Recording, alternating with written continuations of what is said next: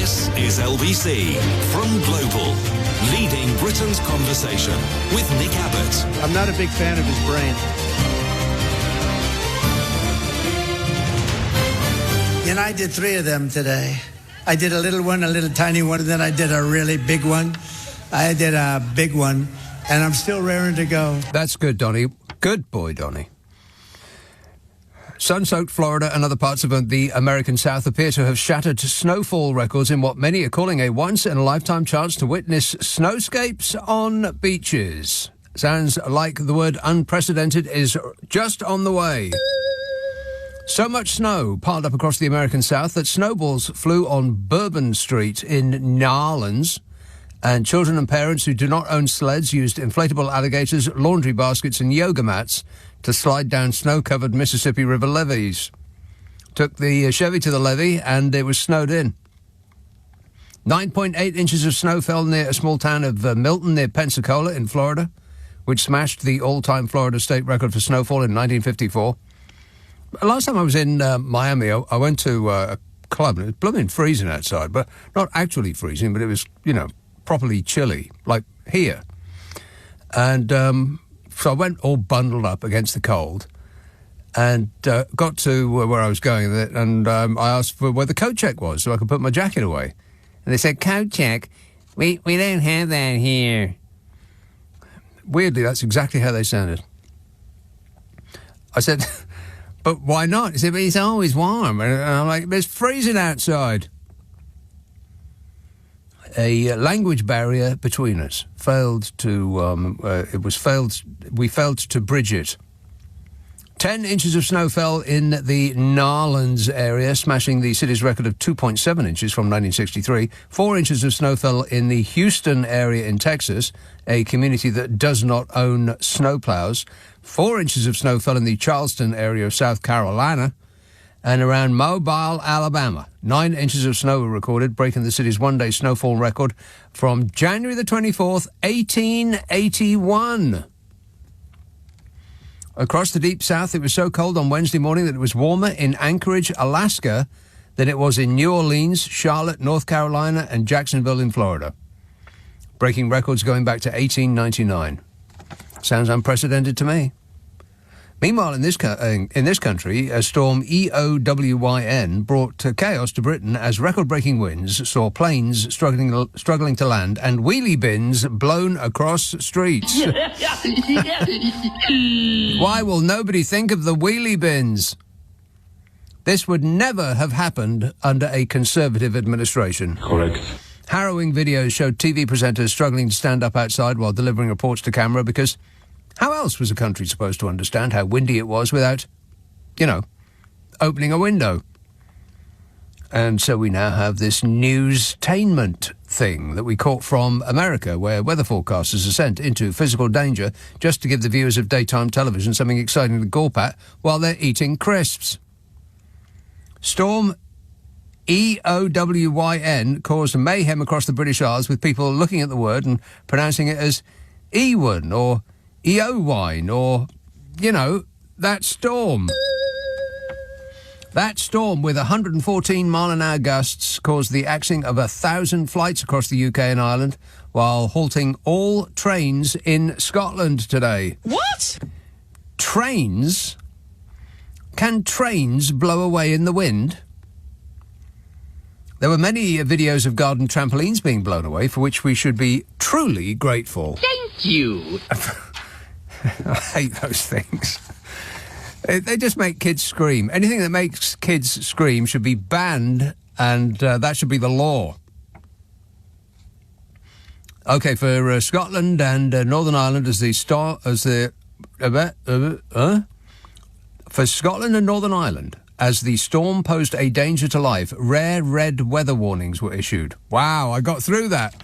I wrote it down. I thought, there's no way I'll be able to say that live on the air. Rare red weather warnings. See, it's easy. Any fool could do it. You do it. Rare red weather warnings. No. You fail this test. The rare red weather warning was never to try and say rare red weather warning while doing a radio show. Very, very difficult. Yeah. I am a trained professional. Don't you try this at home. The storm damaged buildings, uprooted trees, caused power cuts. The top UK wind gust was recorded at 93 miles an hour in Abbot in Gwynedd in Wales, where there is a blanket 20-mile-an-hour rule in force. And they're complaining and complaining and complaining in Wales. Hey, Wales! Stop whining. 20-mile-an-hour blanket rule in force. 93-mile-an-hour winds recorded. You believe that? Hundreds of schools were closed in Scotland and Wales and northern England. 715,000 homes, farms and businesses were without power across the Republic of Ireland, and a further 93,000 homes and businesses in Northern Ireland suffered cuts, and more than 2,500 Scots lost power due to the storm. Trail operator ScotRail suspended all services across to Scotland, and other train companies, including but not limited to LNER, Avanti West Coast, Lumo, Cross Country and Grand Central, told customers not to travel. But then again, it's always best not to travel on those lines. Saturday, still very windy in northern Scotland and still blustery in western coastal regions. Sunshine for many, but heavy showers in the north and the west. Well, I bet not just in the north and the west, but specifically in the northwest, I wager. One moment, please. Checking while you wait.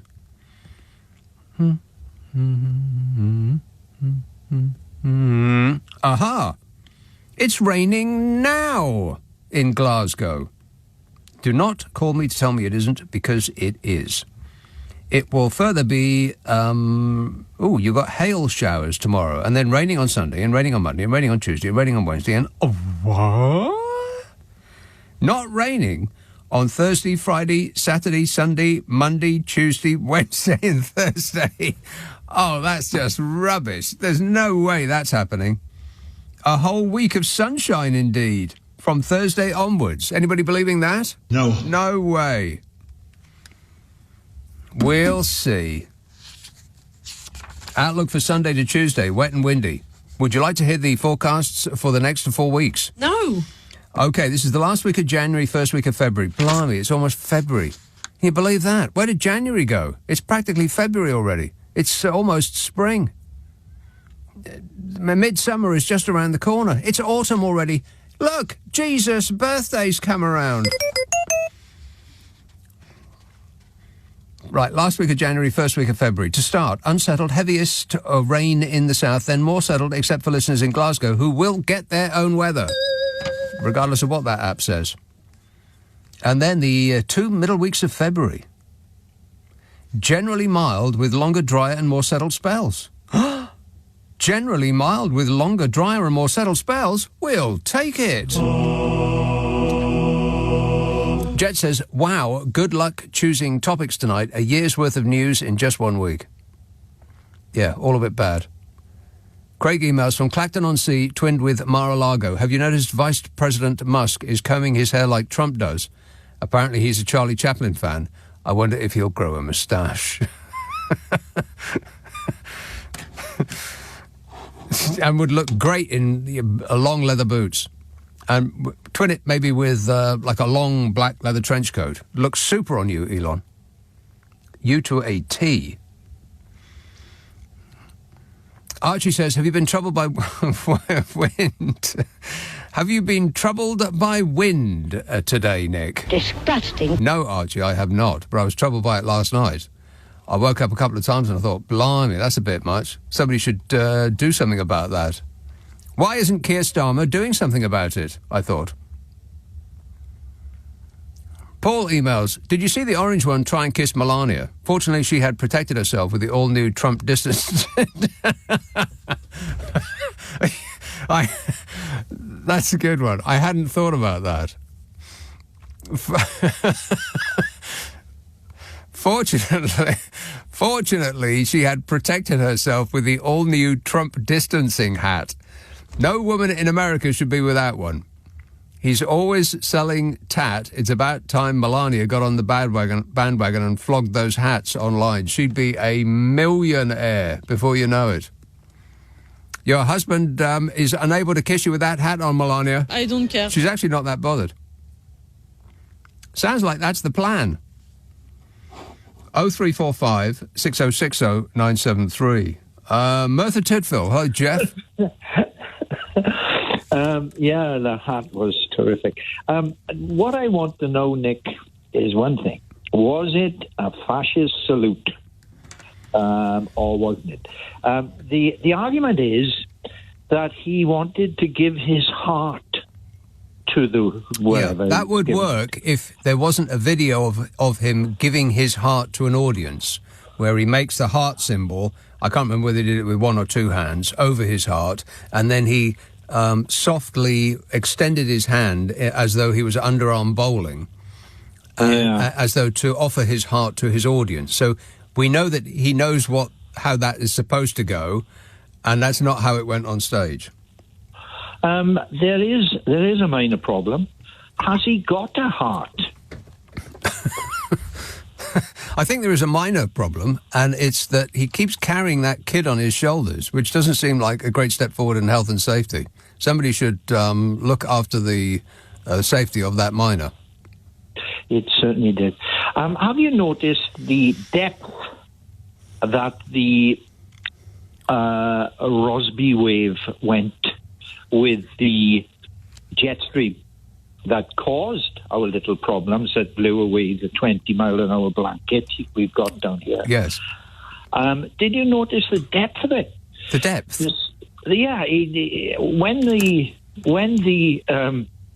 When the jet stream, it does this zigzag movement around you. Okay, I hope you're making notes, kids, because there will be a test on this afterwards. Yeah, and as it dips south... Zigzag. It dips south, it loses height, and as it turns north, it gains height, and that's what's caused the weather bomb. Right. Plus, the Atlantic Ocean has never been warmer. Warmer, yes. Anyway, that's the geography lesson. Will you remember this, Nick? I've forgotten it already. I know. I would have remembered it had I been listening. But you lost me at zig and zag. Better luck next time. All right, thanks a lot, Jeff. This is LBC with Nick Abbott. Call 0345 6060 973. Text 84850. Alexa, send a comment to LBC. Hot H-O-T-A-I-R. Daryl text, thank goodness Donny is getting control of his southern border so he can stop all of these Southern American cannibal tribes invading. As the late, great Hannibal Lecter would say. They're eating the people that live there, and this is what's happening in our country. It is a total disgrace. St Albans, Ivan. Hello, good evening, Nick. Yes, Ivan. Ivan. Speak to you, sir. I wonder if you could help all your dear listeners. I'm a blind person, and I've had analogue now for many, many years, since 1978. Analogue? Sort of giving useless information. Analogue and what? It's the copper line of the phone, the landline. Are you saying your phone is analogue? No, it's digital. It's the old copper line that I had for years. Just before we go any further, I must understand what it is we're talking about. You're saying that you've had analogue, but an analogue what? Telephone. I've had the telephone. Right. Telephone, that's correct, Nick. Yes. And I've had the copper line, and apparently it's going to be changed to fibre. And I've had bad interference for quite some time, and I was advised to have this digital voice. I've been off the air I've had no phone for 2 weeks. I've purchased a mobile phone, which I'm phoning you the first time in my life. Right, you're phoning me for the first time in your life on your brand new phone. How's the experience so far? Be honest. Rubbish. I can't get... I'll dial your number, but it's blooming harder than I thought, you know. But, but anyway, I'll be waiting a couple of weeks now for it to be done, and they're having problems because it's a copper line and trying to put fibre in my home. I've had a... Right, I don't think you can put fibre in copper. There has to be a separate line, doesn't it? They have to drill another hole in the side of your house. I don't know, mate. Maybe you know more than I do. I'm almost certainly not. But I want to go with this digital voice so I can get a clearer, better sound on the same phone that I've I've had, but not have had much luck. So I've got no landline at all for about 2 weeks. Just 2 weeks now. Ivan, I haven't had a landline for, I can't remember how long. It's maybe 10 years or more. I can't remember the last time I actually had a landline. Well, you've got a different life than I've got, Nick. Right. Really, it's my lifeline, really, to have the landline. Right. And they say it's got to be switched off in a couple of years' time, so I thought I'd be trendy and get it all sorted out, but it's backfired on me. I've got nothing at all, mate. Well, you're speaking to me on something, though. I mean, this is not, this ain't nothing. This is a very, very clear line. I'm actually quite surprised. Normally when somebody calls me from inside the country, I can barely hear a word they say. Well, I know. I listen to them sometimes. It's like listening to a mouthful of nuts and bolts. Exactly, yes. But I'm pleased you could hear us. It's just that I wondered, I still want to keep on this landline because my mum's in hospital at the moment and it's a lifeline for me to have this particular phone. And do I have any advice for you in this matter? Yes, sir. No. Or which your is listeners. probably not the answer you were searching for. We've got absolutely no idea how to move forward, but I think that they are trying to get everybody off the old cable wire thing, and everybody gets their landline through their Wi-Fi router, which sounds like, I mean, I don't know anything about this or any other matter for that, as far as that's go, that goes, but that seems like a stupid idea to me. Well, with respect, I mean, I'm speaking to you now. You said it's a clear line, but my old phone, the landline, it would be much clearer than the coming through mobile phone I've got at the moment. Clear as a bell. Right. Yeah. I'd be satisfied with this if I were you, Ivan. In this country, it don't get much better than that. But I would contact your provider directly and tell them about your circumstances. I've already have, You've and already it's done like that. It's all right. It's like talking to a dead rhino. Yeah. You know. Yeah, I've done that. I know exactly what that's like. And they said, don't keep phoning because they yeah, we're busy over here. Yes, we're eating sandwiches and we've got our feet up and smoking a cigar. What are you bothering us for? Yeah, but it's just that unfortunately, is anyone else going to have the same problem when they come off the copper line? I do not know. I didn't even know it was copper. That sounds like something that you should maybe think about nicking when they've done with it. Ivan, I do wish you all the best, and I'm afraid I'm going to have to disappoint you with my lack of information. But thanks for that. Cheers, mate. 0345 6060 973. Ed texts, instead of giving us your weather update tonight, could you perhaps spend 5 minutes discussing pestilence, COVID-25, or nuclear Armageddon? That would be slightly less triggering. Too late, mate. Done it already. The weather forecast is not that bad. I mean, now that we got through this, it's okay-ish for the next period. And then February, what was the line? February, they said it was going to be generally mild with longer, drier and more settled spells. Generally mild with longer, drier and more settled spells? We'll take it.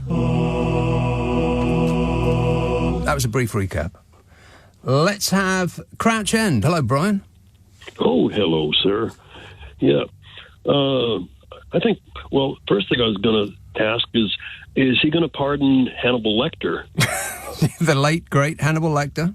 Yeah, I guess he can't because Hannibal Lecter's dead. Dead, so, yeah. So plus not real, yeah.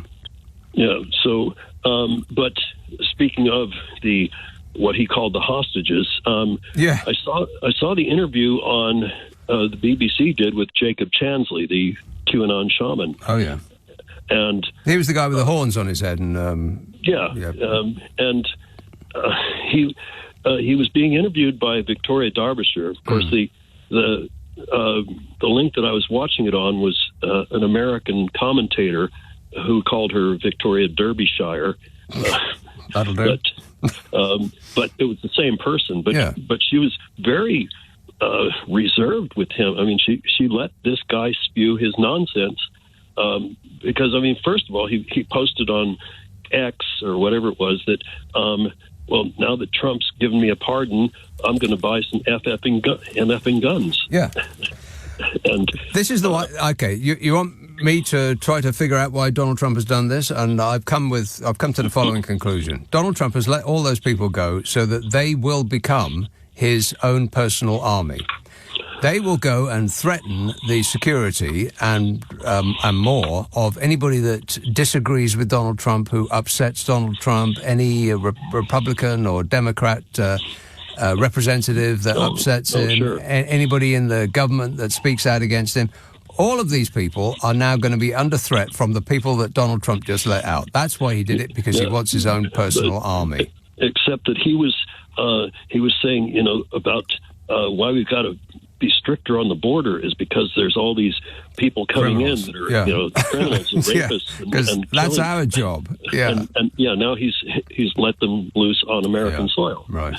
So well, that's the reason why Donald Trump wants you to be fearful of him. Yeah, well, it's one friend of mine on Facebook posted how he's going to decide that you can't rock totally around the clock. Yeah, by executive order. Yeah. Yes. All right. Thanks a lot, Brian. Good job. You're at least 3,000 miles away from that insanity, eh? Thanks a lot. Callum says, it seems Trump is backtracking on all of his election promises and his pathetic supporters are bending over backwards to justify it. Yes, they are, yeah. Because, the Lord moves in mysterious ways. He being the Lord, apparently. If Jesus actually did come down and walk among us again, then Donald Trump would have him arrested as a danger to America, a left wokey. Tariq says, Trump has signed executive orders for declassification of files of JFK, RFK and MLK. He might as well have signed one for KFC so we can find out the 11 secret herbs and spices. He kept the one on Brian Epstein closed, though. That's curious, isn't it? Not releasing that one. It's very, very curious. I'm just finding that curious, that's all. Rhodes in Greece, Seema. Oh, I'm not in Rhodes. I'm in Weybridge. Oh, well, what's the weather like in Rhodes, Seema? I wish I knew, and I wish I was there, but I'm not. I'm in Weybridge. Weybridge, right. Well, yeah. What's the weather like in Weybridge? Windy, cold. Yeah. I don't know. I mean, it's just horrible. It's just horrible. It's just awful. It's like winter outside. I'm telling you. So, listen, I usually call you end of October, beginning of November, to talk about my Christmas decorations that I've just put up. Yes. But that's not why I'm calling today. Right. Given that it's January. Have you taken your Christmas decorations down? I did, but I was not happy about it. No, it's just the worst time of the year to remove the glitter and the sparkle from your life. Am I right? Absolutely. They should be up until at least March, when there's a glimmer of hope for some sun. Yes. Didn't Her Majesty the Queen actually do this very thing? Didn't she keep them up till March or something like that? And if it's good enough for Her Majesty the Queen, it's good enough for me and you, Seema. It is. And who came up with the 12 days after Christmas anyway? Yeah. What's that about? Exactly. Anyway, I have something very important to speak with you about, okay? Yes. I think you are the new Baba Vanga and Nostradamus. What was the first one? Baba Vanaga. She's from the Balkans, and she's a seer, apparently, that has been talking about a lot of stuff that's going to happen in 24, 25, 26. Oh, blimey. Well, what's she seen? The prediction that you made of Trump not going away. Oh, right. No, he ain't going to go away. No, he's not. At the very least, he's going to hand the power down. And I thought he was going to hand it down to one of his idiot sons, Uday or Kusei. But I think he's going to skip both of them and hand it down to Barron. Yeah. Yes. Who seems like Dad on steroids. He does. But you're wrong. Tennessee Congressman, somebody Ogles, whatever, has already put a request through that Trump be allowed to run a third term. Yes. I know. Reason being... Andy Ogles. Andy Ogles. Reason being, because Trump is a solid leader, and we need a solid leader, and without a third term, he won't be able to fulfill his goals. Yeah, even though he can be more presidential than anybody. I can be more presidential than anybody. He would still need a third term in order to, really affect a change. Yeah. Don't get me started. Don't get me started. Don't get me started, Seema. But I had to call and tell you that your predictions are already coming true. Completely correct in every respect. I have detailed files. Leave it with me. Thanks a lot, Seema. Nick Abbott on LBC. Call 0345 6060 973. What the hell is going on? It's a coup, Donny. It's a coup. And in this didn't take long news, there is a Trump fanboy called Republican Representative Andy Ogles of Tennessee. He's ogled the peach powder puff president and has found him to be practically perfect in every way. In an attempt to attract the attention of the dear leader, Andy Ogles of Tennessee has proposed an amendment to the U.S. Constitution that would allow President Trump to serve a third term in the White House. Oh, no. Told you. He's not leaving. Trump fanboy, Republican Representative Andy Ogles of Tennessee, said that Trump needs a third term so that the country can sustain the bold leadership that our country so desperately needs. I'm president. Can you believe it? Andy Ogles of Tennessee proposed an amendment Thursday that says no person shall be elected to the office of president more than 3 times, nor be elected to any additional term after being elected to 2 consecutive terms, and no person who has held the office of president or acted as president for more than 2 years of a term to which some other person was elected president shall be elected to the office of the president more than twice. Did you get that? No. I mean, I got lost in the word salad, but that's basically letting Donny run again, but barring Obakarama, because there wasn't a gap in Obakarama's presidency, but there was in Trump's.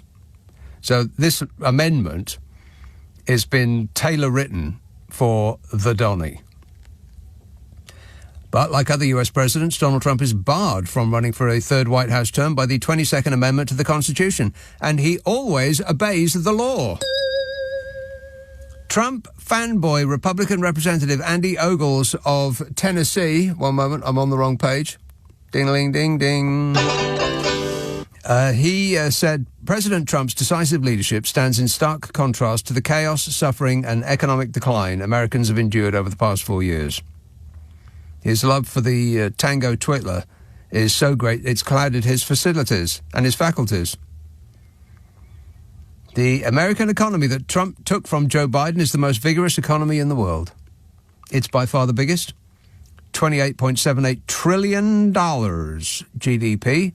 And the GDP, gross domestic product per head, is about double that of any other competitor nation. $85,000 per head in America, $54,000 in Germany, $13,000 in China. Job hirings are up, wages are up, infrastructure investment is up, and Donald Trump will take credit for absolutely all of that, while blaming Joe Biden for the price of eggs that he can't get down, despite promising that he would. And Trump fanboy Republican Representative Andy Ogles of Tennessee said Donald Trump has proven himself to be the only figure in modern history capable of reversing our nation's decay and restoring America to greatness, and he must be given the time necessary to accomplish that goal. In other words, he needs not just 4 years, he needs another 4 years tacked onto the end of it. And Donald Trump himself floated the prospect of running for a third term in an apparent joke. No, not a joke. He doesn't do jokes. He orders things, like on room service. Trump said a week after winning the 2024 presidential election, he said, "I suspect I won't be running again unless you do something," he said to a room full of Republicans. "Unless you say he's so good, we have to just figure it out," he said. And following the meeting, House Republicans told reporters that the remarks were not serious and that they laughed when they heard them. Yeah, funny, no? No. No. I mean, just the idea that he's going to just pass the baton on to someone else is just ludicrous. America has just been taken over. Enjoy the ride, Americans. It's going to be bumpy. Buckle up. Let's have Folkestone. Hello, Mike. Bonjour, Cocker. How you doing? Good, thanks. Right, now, earlier on you had a geezer that rang up about his BT phone or something. Mm-hmm. And I got a postcard from BT 2 days ago saying that you can apply for a free adapter that plugs into the wall that then connects into your BT hub. Right, your Wi-Fi router. Yeah, into the router. But when you go to their web page, it just doesn't give you any details. So I phoned up the helpline. Mm-hmm. That was this earlier on this evening. I phoned up to find out about it. And you're still on hold? No. I'm on hold from you. And that's another thing. If you have a mobile phone and you phone up the tax people or LBC, you put on hold for about half hour or whatever. Yes. I'm not moaning. A little bit. No. What I'm saying is that with a mobile phone, sometimes your battery just goes or the whole system cuts down. Yeah. Whereas if you're using a landline, you can hang on for days. Yeah. Hanging on the telephone like Blondie. Rock and roll! For days, that's right. But that thing, whether you plug it into your Wi-Fi router, that just sounds like a disaster waiting to happen to me. Because what happens when your Wi-Fi router goes down? Then you resort back to your smartphone, they told me. What happens is you have to phone up the helpline on the... right. I'll be doing that, yeah. Yeah, but you won't, because you haven't got one. What you do is you go to the web page for the BT, you phone up the helpline, and you hang on for a few minutes. Yeah, a couple of Then minutes. somebody comes and talks to you. Right. And they say you're in the wrong department. Well, hold on, I'll send you to the right department, they say, and then they cut you off. No, he was quite good. Right. What happens is you have to make an appointment with BT for an engineer to come round to your house, and what they do is they pull out the old copper wire, probably sell it, and then they put in a fibre optic wire, and then that goes onto the wall, the socket on the wall. Yeah, and then as soon as they leave, it doesn't work. Well, no, but then you get back on the helpline again, I suppose. But no, this is serious and it's important if that man needs his... because you still get to keep your telephone number. Yeah, big deal. It doesn't work. The Wi-Fi's gone down. I'm not getting any internet into my house, and I'm trying to call you on the helpline, but I can't call you on the helpline because my phone is connected to the Wi-Fi that doesn't work, and that's why I'm calling you. There's a hole in my bucket. Dear Liza, dear Liza. Well, if he's listening, all he's got to do is phone up the helpline and then make an appointment. An engineer will come round, and then they'll stick in this wire, pinch the other wire, and then all they've got to do is plug that free adapter into a 3-pin socket, and then the wire goes from there. Well, that sounds like an absolute dream. I can't see any of that working, but I wish you all the best, Mike, and thanks for the good advice. We're past that on, over the air. Well, Tex, one of my bins blew over. I blame Meghan Markle. Yeah, thanks a lot, Meghan Markle. No! You see what you've done? That bloke's bin blew over. Edward Tex, Melania Trump made me think of a 1930s nanny in that hat and coat. She ought to have wheeled a perambulator with her so she could transport her orange man-baby to the stage where he'd be sworn in. He'd be Nanny's pride and joy, wearing a frilly bonnet to match Nanny's Sunday best. I could see Donald Trump in a frilly bonnet, a sort of a peach-coloured one. Oh, shut up! You know, go with his cheeks. Ricky says, is it Storm Ewyn, Eriowen, or Iowan, or what? How do you say it and spell it, says Ricky. Don't worry about it, Ricky, it's gone. And, by the way, you're so fine, you blow my mind. Hey, Ricky. Rock and roll! 0345 6060 973. Let's try Upminster. David. Nick, am I on? It sounds like you. Be. Oh, it sounds like me. Stream of consciousness, Trump and Musk. I'm going to say 4 words to you, or names: Trump, Musk, Bruce Forsyth, Home Alone 2, Moonfall, and Scrooged. Yeah. I know you're a bit of a movie buff, Nick. I was watching Moonfall the other night on the internet, and Musk gets a name check. But what is Moonfall? Well, I knew you were going to ask me that. I looked it up on the wiki, and it sort of got a bit of a flat response. But there was nothing else on, so I watched it. And to be honest, Halle Berry was in it, so I watched it for that. Oh, Halle Berry. Mm-hmm. Yeah. Moonfall. And, anyway, I never heard of it. What happens in Moonfall? Okay, so the moon goes out of orbit. Oh, it's a disaster film. Crash. Right. Yeah, sure. Okay. Sure. Things explode. Yeah. I would like that. Well, watch it. Have a look. I mean, are you telling me to watch it, or are you? No, I would never do that. It's homework, isn't it? You don't do homework. No, but I mean, it sounded as though you were telling me you watch it. You watch it, or watch it. Okay, listen. Bed knobs and broomsticks. Yes. Okay. Excellent. Did you see it? Mm-hmm. Of course. Oh, you did? Oh, excellent. Okay, so Bruce Forsyth was in that. No. He bloody was. Bruce Forsyth was in Bed Knobs and Broomsticks. Bed Knobs and Broomsticks. Which was he? A bed knob or a broomstick? He was the inspector. I think it's a long time since I've watched the movie, but I remember he was in it. Right. And just before we go any further, can I ask you a question about this? Go ahead. What's this got to do with anything? Well, it's about Trump and Musk, obviously. Is it? Yes. Okay. What's Donald Trump got to do with bed knobs and broomsticks? Well, I was trying to work out the first time I'd ever heard the name Trump. And it was Bruce Forsyth. Apparently his wife was best friends with Trump's first wife. Right. I'll let that sink in, okay? Now, Bruce Forsyth's first wife, was that... Yes. Because there was a woman who used to come on the Generation Game, and he always had to do a twirl to show off the dress, or actually to show off her body. I mean... No. That wasn't... Things you don't see on TV anymore. Was that Esther Ranson's sister you're thinking of? Who's Esther Ranson's sister? Oh, well, she had sort of vaguely buck teeth, as I recall. But I may have that completely wrong, Nick. Right. You've taken me off in a... I see. This is my fault.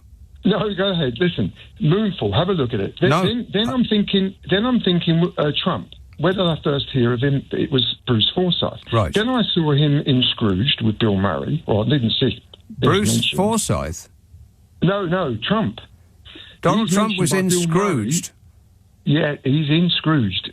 He's mentioned in Scrooge. Yeah, mentioned, Scrooge. Right? Not in it. Mentioned. Well, I was trying to work out how. I mean, the name like Trump, you wouldn't forget it, would you? And I'm thinking, where the hell did I first come across this guy? Then he's actually in, I believe, Home Alone 2. He's in Home Alone 2. Yeah, the bathroom is down there and on the left. Yeah. There you go. So he's been in a few movies.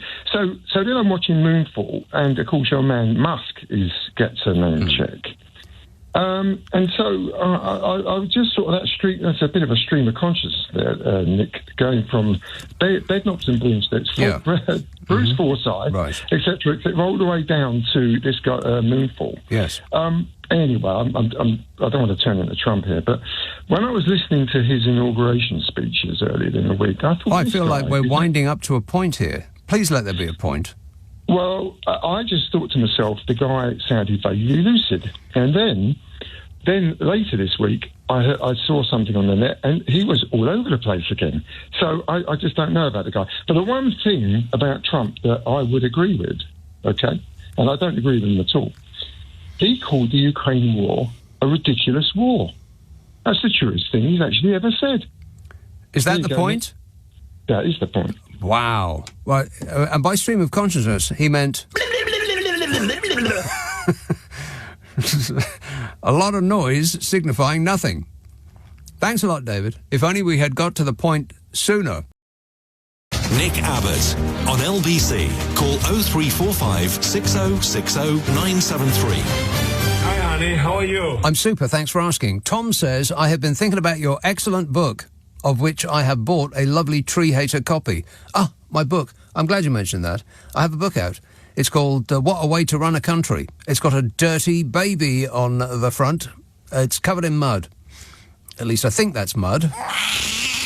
And the book is my take on the stories that happened to us last year, plus the definitive A to Z of 2024 that we compiled over the Christmas period. It's available on the Kindle store. But Tom says, I have been thinking about your excellent book, of which I have bought a lovely Tree Hater copy. If an e-book buys you a pint and a paperback buys you a coffee, if 10,000 people buy a copy of the paperback, that's 10,000 pints. No, it's the other way around. An e-book buys a pint, a paperback buys a coffee. If 10,000 people buy a copy of the e-book, that is 10,000 pints. And if you don't drink on Friday, Saturday or Sunday, that means you have only approximately 200 days a year to drink 10,000 pints. And that's 50 pints a day. I think you might have a problem. And don't even get me started on the paperback coffee scenario. Booze. Yeah, that's right. I would have a problem. Fortunately, 10,000 people have not bought my book. Appreciate it. Thank you. Andrew says, good to see that Trump has finally had Farage surgically removed from his flabby behind. Wow, that is offensive. Don't be rude. To Donald and his pert behind. You're looking fantastic, he says in the mirror, over his shoulder. Tavistock, hello, Rose. Hello, Nick. Rose. Oh, well, I had, since the event on Monday, I've had so many thoughts, and I've drastically slashed them down. Yeah. And best not to have any. Yes, I suppose it is, yes. But it's sort of inevitable. But so I've slashed them down to about 2 for now. And one is, strangely, about my mother, actually. And the other one is my comments upon the way Trump speaks. But if I may say, do you know that Musk hand gesture? Yes. Which I only heard about, but you only need to hear about it, really, don't you? Well, it's best to see it, actually. Yeah, I will try and see it, yeah. Well, it's a rather odd thing, but it reminded me of my mum. She trained as a children's nurse, started as a young teenager, and sometime between 1934 and 6, something like that, a little baby boy with a fracture had it set, and he was on the ward with this splint and bandage, and the arm raised at unfortunate angles. And the nurses were laughing gently, saying, Heil Hitler, when he was a baby. And the interesting thing is about it... And he grew up to be Hitler? No. But, you know, they were seeing on the Pathé News at the cinema, yes, they were seeing newsreel, and nobody took him seriously. They all thought... Mum said that we all just thought he was a really silly laughingstock of a man. Hitler? Yes. All of those dictators and wannabe dictators, they're all a bit laughable. Ridiculous, they all look like the kind of person that was bullied in school and has spent the rest of their life getting back at people. Yes, that's right. I mean, what an insignificant little weed Adolf Hitler was. Yes. I mean, the physicality of the guy, when he was doing his salute, it always looked a bit like, oh, you look nice. Yeah. It was a bit like that, wasn't it? They all got something wrong with them. They all have, like, weird hair or a funny moustache or some, like, weird clothing they wear, like it's their logo. They've all got something off with them. Yeah, and with Trump, I think one of the things that's off is the way he talks. Oh, God, absolutely everything. I mean, the list is enormous of the things that are off with that man. Well, I listened to it on Monday, and I kept wishing it would stop. The monotony of it. Well, wish in vain. And it lilts down at the end of the statements. It's sort of fading out as if it's inconsequential, which is he doesn't think it's inconsequential. No. And I thought about it's the quality of the voice.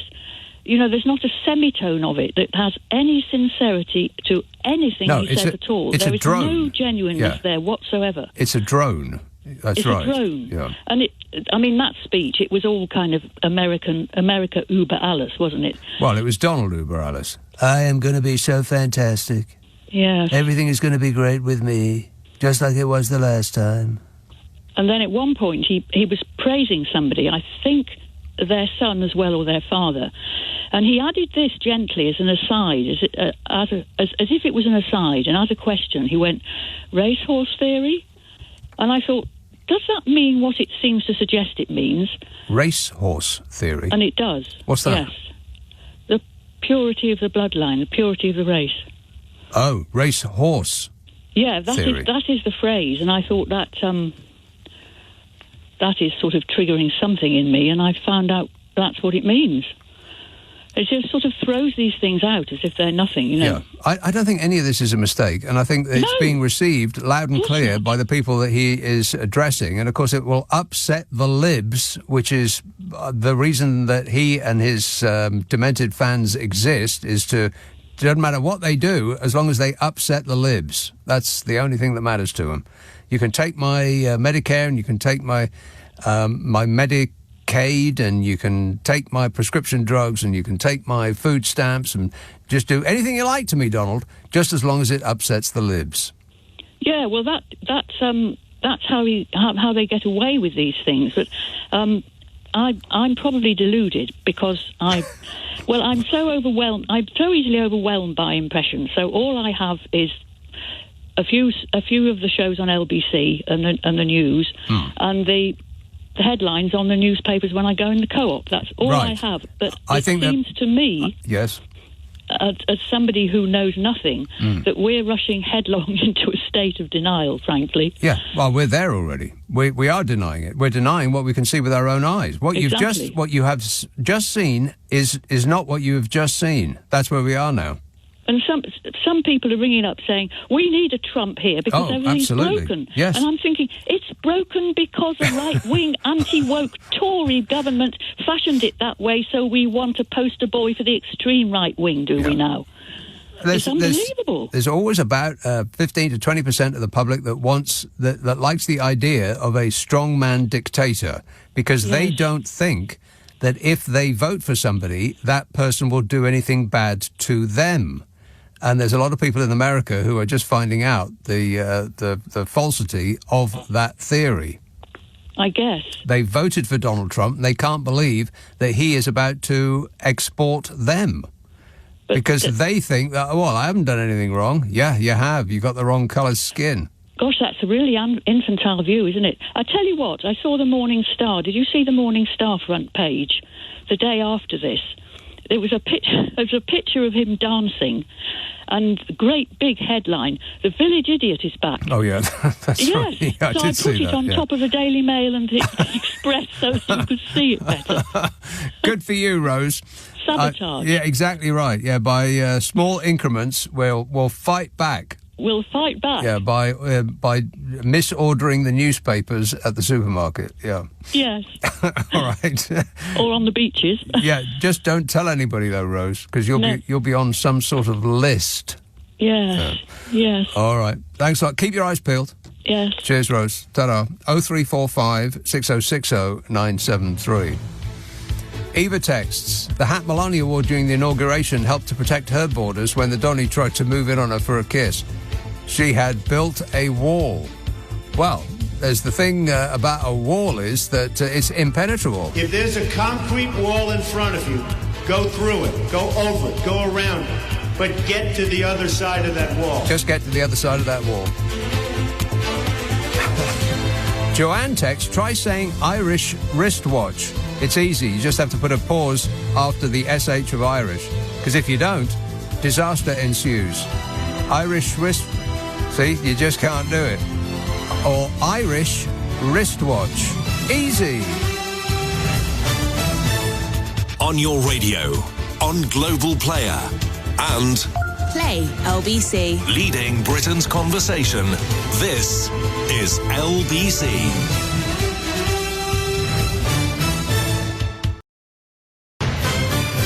This is LBC from Global, leading Britain's conversation with Nick Abbot. Hello, boys.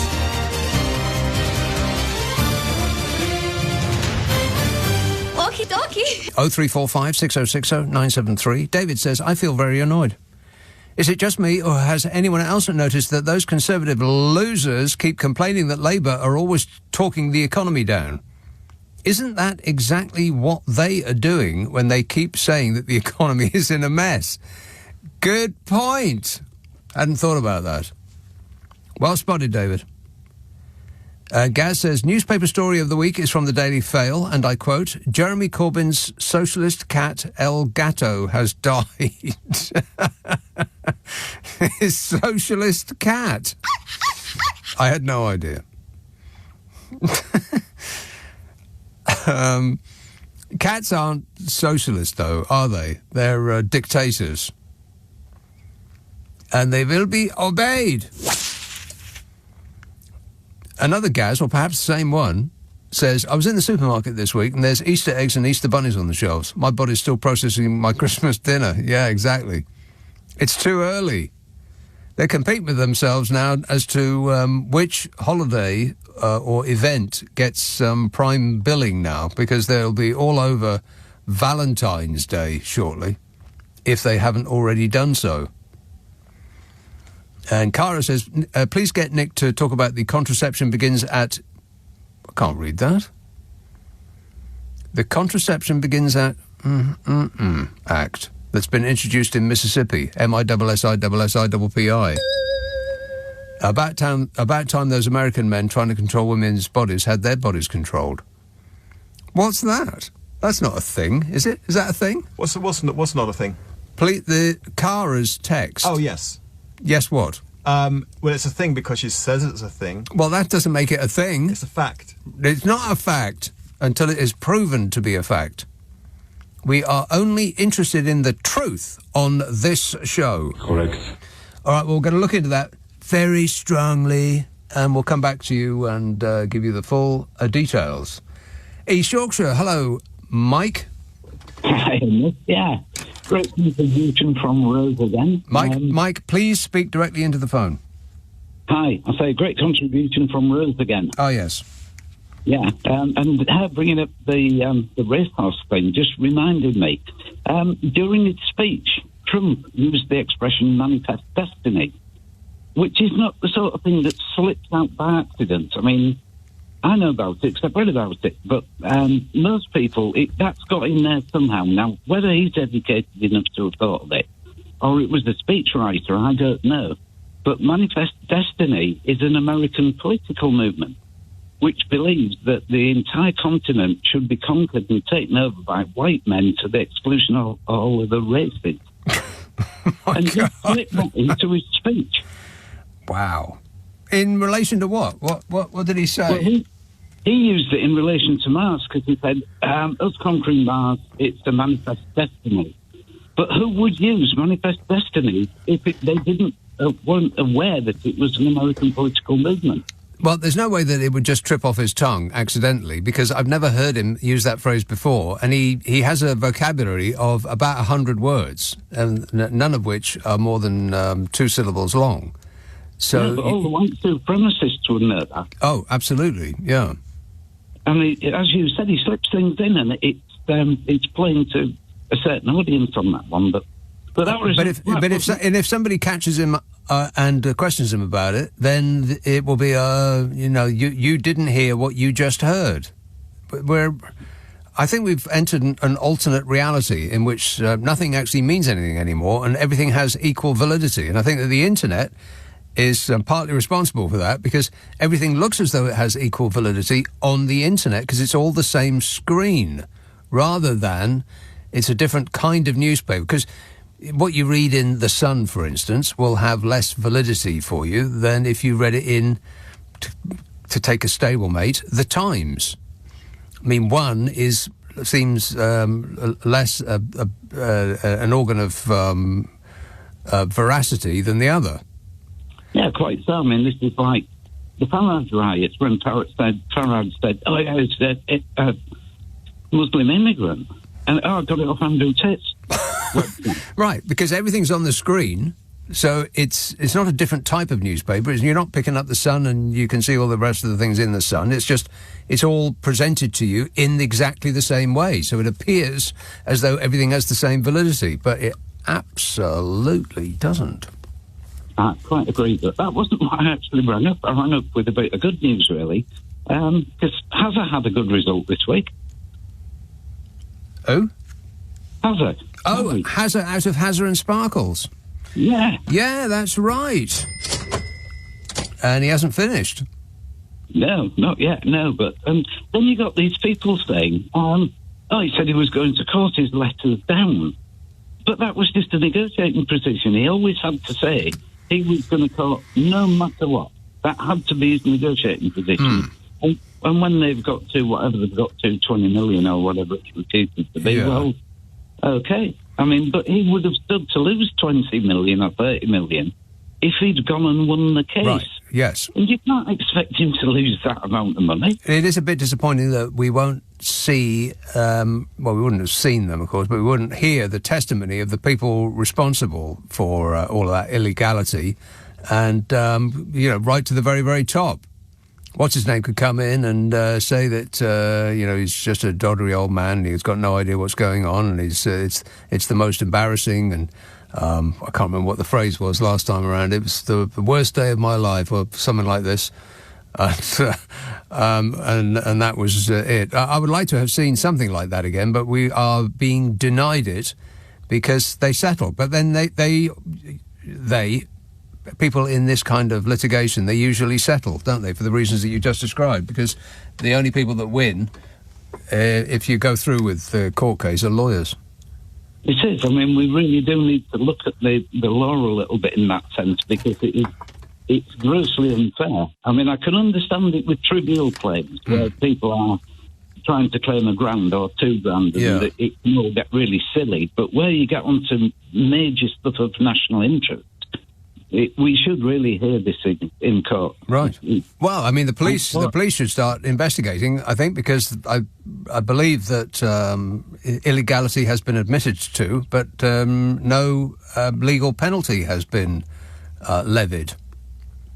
No, I quite agree. And I mean, on a bigger note, pity we can't get Leamington too, because that would have got to the bottom of it. Well, that's exactly what I'm talking about. There should be. Why not? Let's get on with it.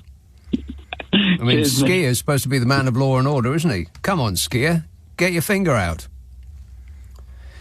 This is, all right, I'll just read it then.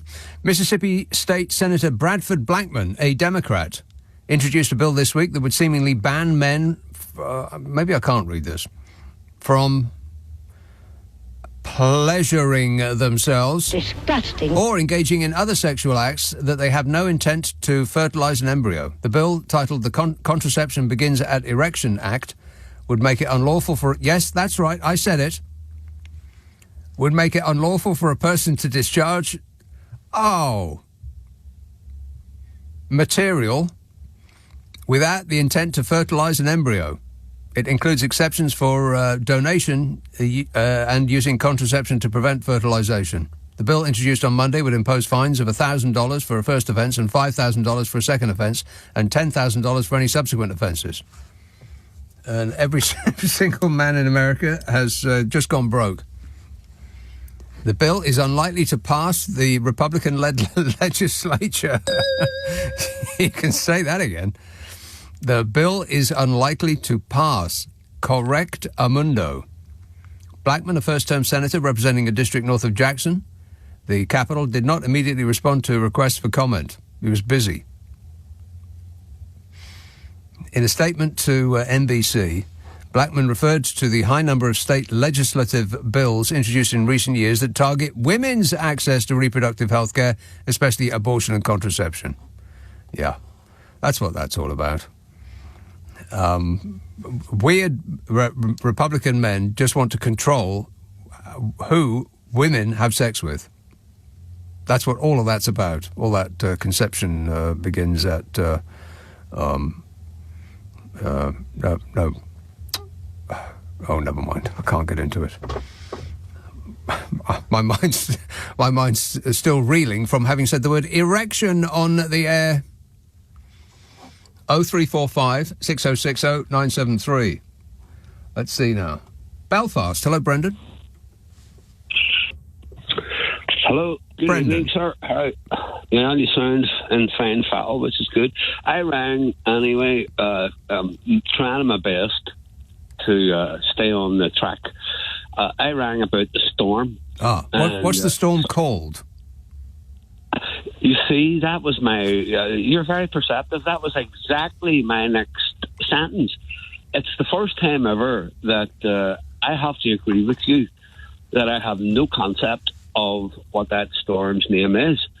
Now, it could be like Welsh or something, but then it's up to the Welsh people to come out and claim it. No, it has too many vowels to be Welsh. Well, I don't know what it is, so I think on this occasion... He just lost his mind for a moment. He was momentarily, mentally back in the pub.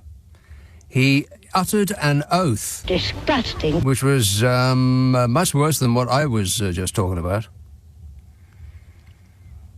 And he's from Ireland, and he can't pronounce the name of the storm that we've just had. He's still hanging on. He thinks he's going to get back on. Not today, Brendan. I think you're going to have to think it out again. You're going to have to sit in the corner and contemplate what you've done. But there was a warning that came with it, and I have detailed files. It's one of those fury as stories. Nick Abbot on LBC. Call 0345 6060 973. Everything is going extremely well. It certainly is. Mark texts, while everyone at Trump's inauguration was putting on the Ritz this week, it seems that Elon really wanted to put on the Reich. Yeah, he's tying up his armband. He's pulling on his trench coat, putting on the Reich. Here's that story about the emergency alert. Fury as Britons reacted furiously after receiving terrifying loud emergency phone alerts ahead of Storm Ewyn hitting the British Isles. They said, furious Brits would rather have heard a soft, preferably completely silent emergency phone alert because that would have made as much sense as anything else that's happened lately. Our preference would be not to be woken or startled by an emergency alarm. We'd rather die than be startled. On Thursday, 4.5 million lucky people received emergency alerts on their phones in Scotland and Northern Ireland, warning of the incoming storm in what's been described as the largest real-life use of the tool to date. It said, emergency, everybody to get from street. Emergency, everybody to get from street. And a loud siren-like sound was sent to 22 council areas in Scotland and Northern Ireland because of a rare red danger-to-life warning for wind speeds of up to 100 miles an hour. But the alert left pets frightened and sparked panic and repeated loudly into the early hours of the morning. Many residents complained of extreme noise which accompanied the alert, some saying they feared a heart attack. Whinging and whining and moaning. Yeah, much better not to tell anyone, in case they are alarmed by the alarm. Does any of this make sense? No. The highest wind speed so far in Northern Ireland was 114 mile an hour, which is a speed also known as very fast indeed. I've never heard of wind going that fast round these parts. And some people complained and complained and complained. Stop whining. A Cabinet Office spokesmodel said the emergency alert system will send a message to every compatible mobile phone in the area at most risk, containing information about the weather warnings and guidance on how to stay safe. We will send the alert out at 10-minute intervals all the way through the night, waking you up to tell you to go back to sleep again. You're welcome. Thank you. 0345 6060 973. Let's have Manchester. Sam. Hello. Yes, Sam. How are you? Good, thanks. Good. Yeah, calling from Manchester. Go on. Yes. We've had the storm this morning, but it wasn't too bad. Anyway, yeah, was a bit blown over, but it wasn't too bad. Anyway, you were a bit blown over. Is that true? I was, yeah, walking to work. Okay. Yes, yeah. I just want to talk about Trump. Donald Trump. He's been in office for about 3 days, signing off multiple executive orders. Yes, just writing his big boy squiggly signature on any piece of... Have you seen his signature? On any piece of paper that is thrust in front of him. It could be a menu, doesn't matter what it is. Yes, I have seen his signature. Yeah. It looks like the heartbeat chart of somebody having a stroke. Yeah.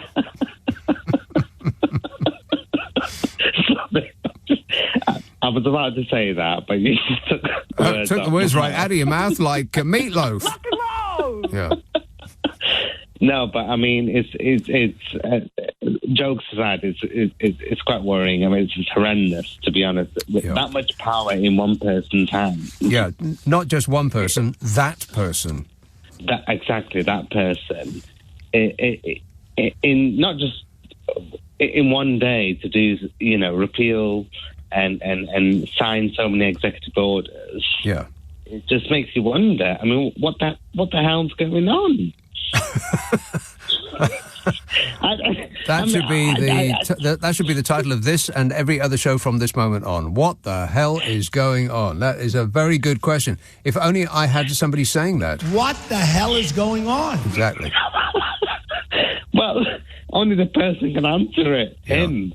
No, I don't think he has any idea what's going on. But it released obviously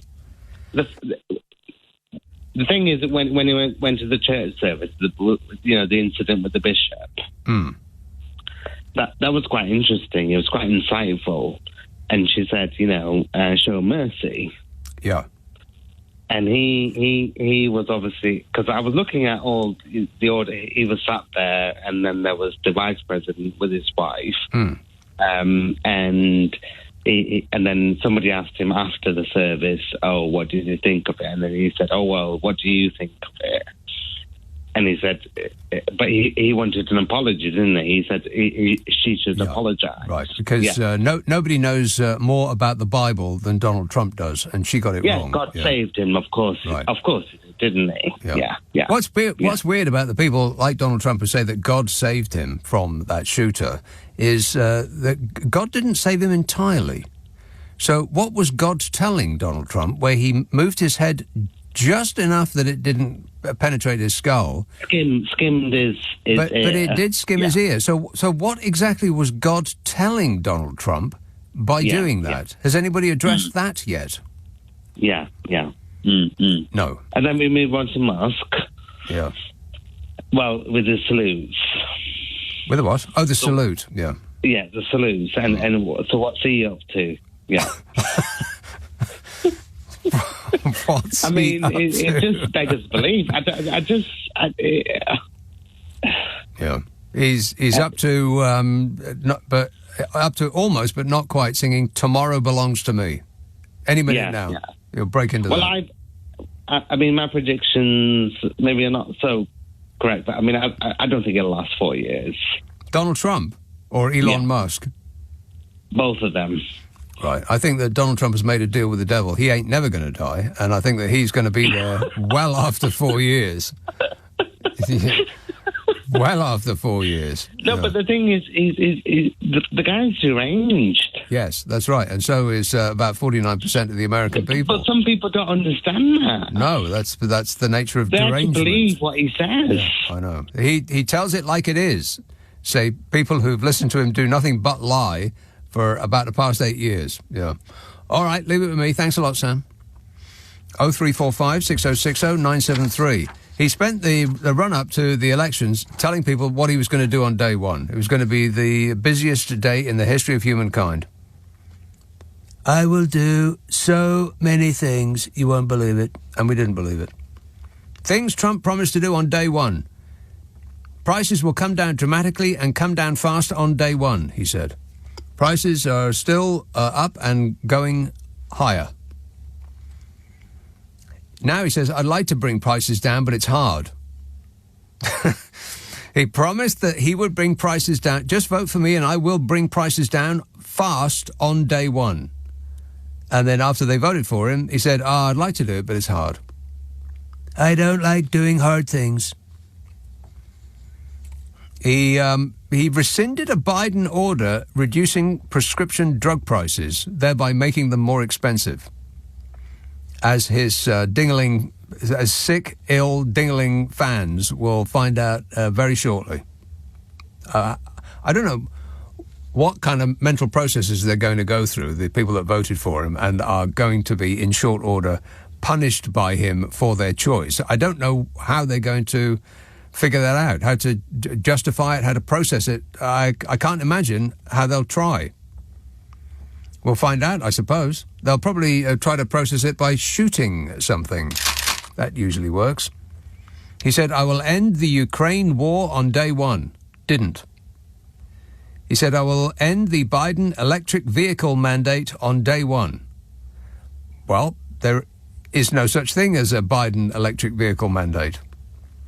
He said, I'll end birthright citizenship on day one. He's tried, but I don't think he can actually do that. He does not have the power to do that. He said on day one he'd stop the transgender lunacy. Now, he did sign an order to deny the existence of trans people, but guess what? They're still there. He said on day one he will ban CRT from the military, which is presumably critical race theory, which doesn't get taught in the military, rather than combat readiness training, which does. Either way, he didn't ban them. He said, on day one, I will take action to end the opioid epidemic. Didn't do that. He said on day one, he would place a 20% tariff on all goods imported from Mexico and Canada. He didn't do that. He said on day one, I would send Congress a bill to ban sanctuary cities. Didn't do that. He said on day one, I will terminate the Green New Deal. Well, America never adopted a Green New Deal, so he couldn't ban that. He said on day one he would end the persecution of Catholics. There's no such thing happening. He said on day one he would end child sexual mutilations in schools. That's not happening either.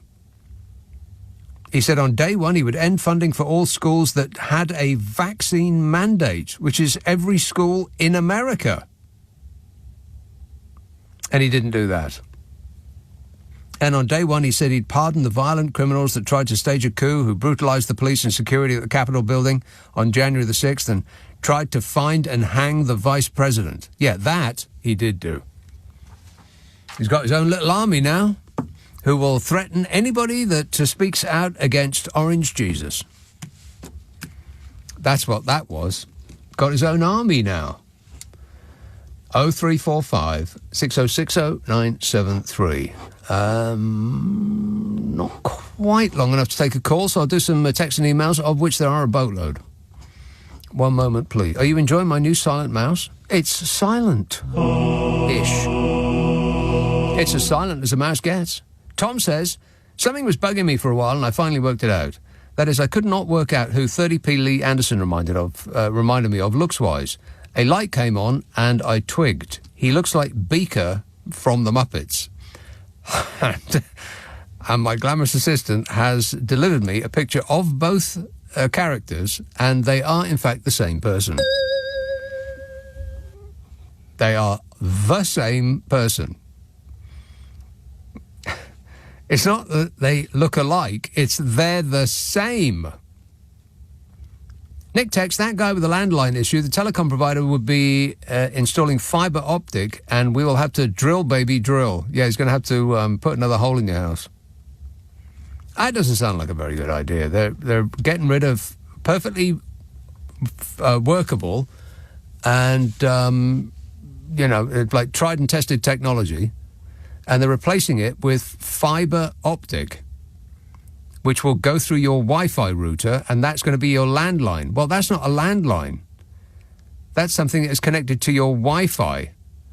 And Wi-Fi goes out all the time. There's always some blooming thing wrong with Wi-Fi.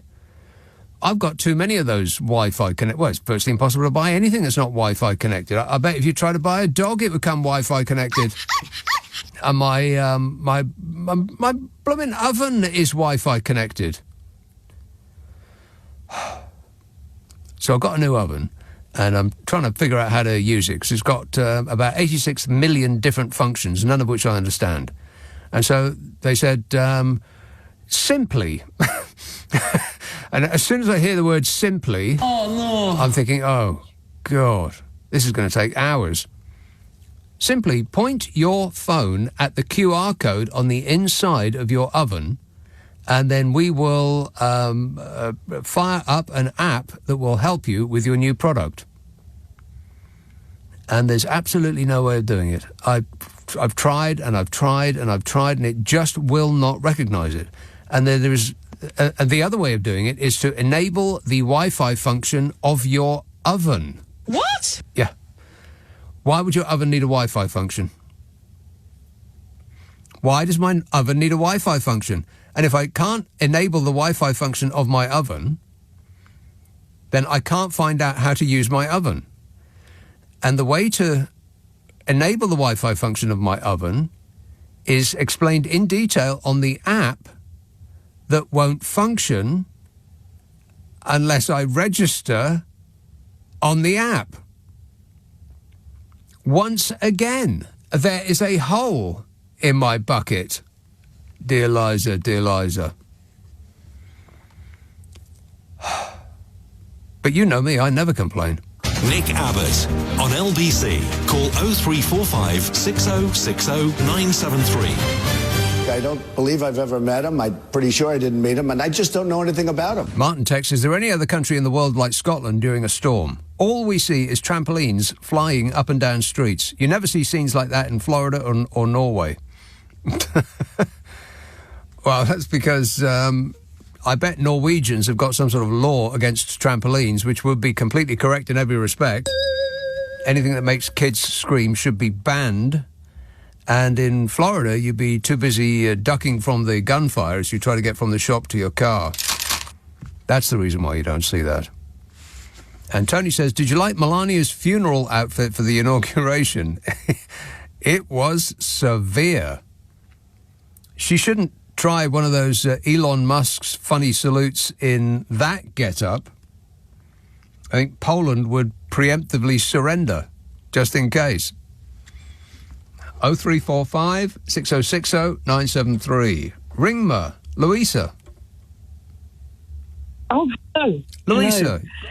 Hello. I'm normally asleep by this time, but I stayed awake especially. Right. Me too. Because I normally listen to you on catch up with my coffee in the morning. Good idea. Yeah, catch up.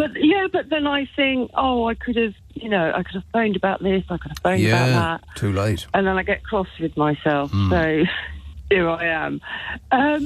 Basically, I wanted to talk about Trump. So because you've been talking about his ear. Yeah. When it happened, I hate to say, but my first thoughts were, oh gosh, pity it didn't miss him. I mean, it's a pity it missed him. But then I had this feeling, oh, well, do you know what? He might take it as a message from God to do something about gun control in the country. Yeah. I know, Yeah, stupidly. loosen I it believed up. that. Yeah, no.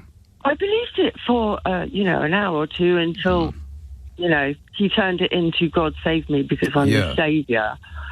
And the people that are supposed to be religious in America bought that. They're like, yep, okay, that sounds good to us. Yep, that's what God did. God saved him because Donald Trump is our saviour. They're not religious. They are using religion as a weapon. They are phonies. That is exactly right. And the Christians that I know feel exactly the same way. We're sort of ashamed that they even, mention Jesus in the same sentence as Trump. Right. Because, Jesus went into the temple and chucked out all the rich people and the traders. If Jesus came back and walked among us today, and he did so in America, he would be in jail in about a day. And Donald Trump would call him an enemy of the people. This woke, radical lefty is telling people nasty things about me, and it wouldn't stand a chance. No, except that he would be all powerful, so he'd be able to do something about being put in jail. We hope. Because if he does come back again, then the story is going to be a big one. Oh, but if he does come back, he's going to have to come armed. Oh, no, armed with love and light. Yeah, that ain't going to work. No, love and light has left the building. Oh, please don't say that's that. Woke, Louisa. That is woke. I know I'm terribly guilty of being woke, but I do hold on to some hope in my heart. So is Jesus. Yeah, Jesus was woke too, and people think that's a bad thing. Being concerned for others is a bad thing now. Yeah. The less fortunate. Yeah. But anyway, what I was going to say about Trump originally was, you know, this fact, you know that Zuckerberg is going to ban facts. I can't even say it. Fact-checking. Checking. Yeah. Yeah. Fact-checking. Well, Try rare red weather warning. No, thank you. There's no chance I'd be able to say that at this particular time. No. But basically, I got a post. Now, I don't know if I'm allowed to say which social media I got it on. But I got this post saying, the truth must be told before the banning of fact-checking. I've got to say it again. And it was by Jeremy Corbyn. And basically, he listened to all of Trump's speech. Yeah. And he fact-checked everything. Oh, God, that must have taken forever. I think it did. Absolutely nothing that man ever says is true. The Washington Post fact-checked his last 4 years when he was president, and I think they got up to, I can't remember the exact number, it was over 30,000 lies. 30,000 lies. Yeah, I remember you and talking about it. And I think it was actually 33,000 right. lies. And they're not doing it this time around, the Washington Post. No, because I am cancelling my subscription to that paper. Well, I'm glad you are. I'm actually going to cancel my subscription to that particular social media that is going to do ban fact-checking. Right. Anyway, so basically it's 6 biggies that he pointed out to do with immigration, inflation, all the things you've mentioned, really, and all the fact-checking, putting all the figures right and all that. And I thought, well done, Jeremy Corbyn, how brave of you to do that. Brave? Yes. Well, he might be put in prison. Someone actually said to me, because I reposted it. That's all right. That's 2 in a row. Twice on this show. Somebody forgot where they were and uttered an oath. Disgusting. Now, it would have been perfectly okay if we had done it on television. In fact, it's probably illegal to have a TV programme on this late where you don't say words like that. But you can't do it on the radio. Don't ask me why, but those are the rules. Sorry, Louisa. Better luck next time. I don't know why I'm apologising. It's nothing to do with me. I'm a good boy, I am. Michael says, Nick, can you repeat all of that amendment? Thanks. All right. I'm up for the challenge. Now, pay attention. This is an amendment by the Republican Representative Andy Ogles of Tennessee. Andy Ogles of Tennessee proposed an amendment that says no person shall be elected to the office of the president more than 3 times, nor be elected to any additional term after having been elected to 2 consecutive terms, and no person who has held the office of president or acted as president for more than 2 years of a term to which some other person was elected president shall be elected to the office of the president more than twice. Woo! Don't ask me to do it again. But did you understand it that time? No. No. It basically means that Donald Trump can run again, can be a president 3 times in a row, but no one else can. This is a very specific rule that applies only to Donald Trump. It's a coup. And it's not a slow-moving coup. It's happened already. It's over. There will never be another fair election in America. Not in our lifetimes. Betcha. Betcha, betcha. Cumbernauld. Andrew. Good evening, Nick. Talk to you again. Andrew. What I think is going to happen with Trump trying to get in for multiple elections is that they will have the rule that he can only take over from the previous president twice. So that if he can now run in as many elections as he wants until he gets kicked out. So he could do a Putin and be there for 20 years if he lives that long. Yeah. There's no indication that he won't live forever. I think that's probably the deal that he's made with you-know-who. Well, Well, there's some people that suggested that perhaps that he's the Antichrist as foretold in the Book of Revelation. That would make as much sense as anything else I've heard this year. Yeah. And, the Reese deal, amend the legislation is still him to keep going and going now that he's back twice. He's going to hand it down to his son Baron. I betcha. Hand the keys of the White House over. Hand them over in the will. Yeah.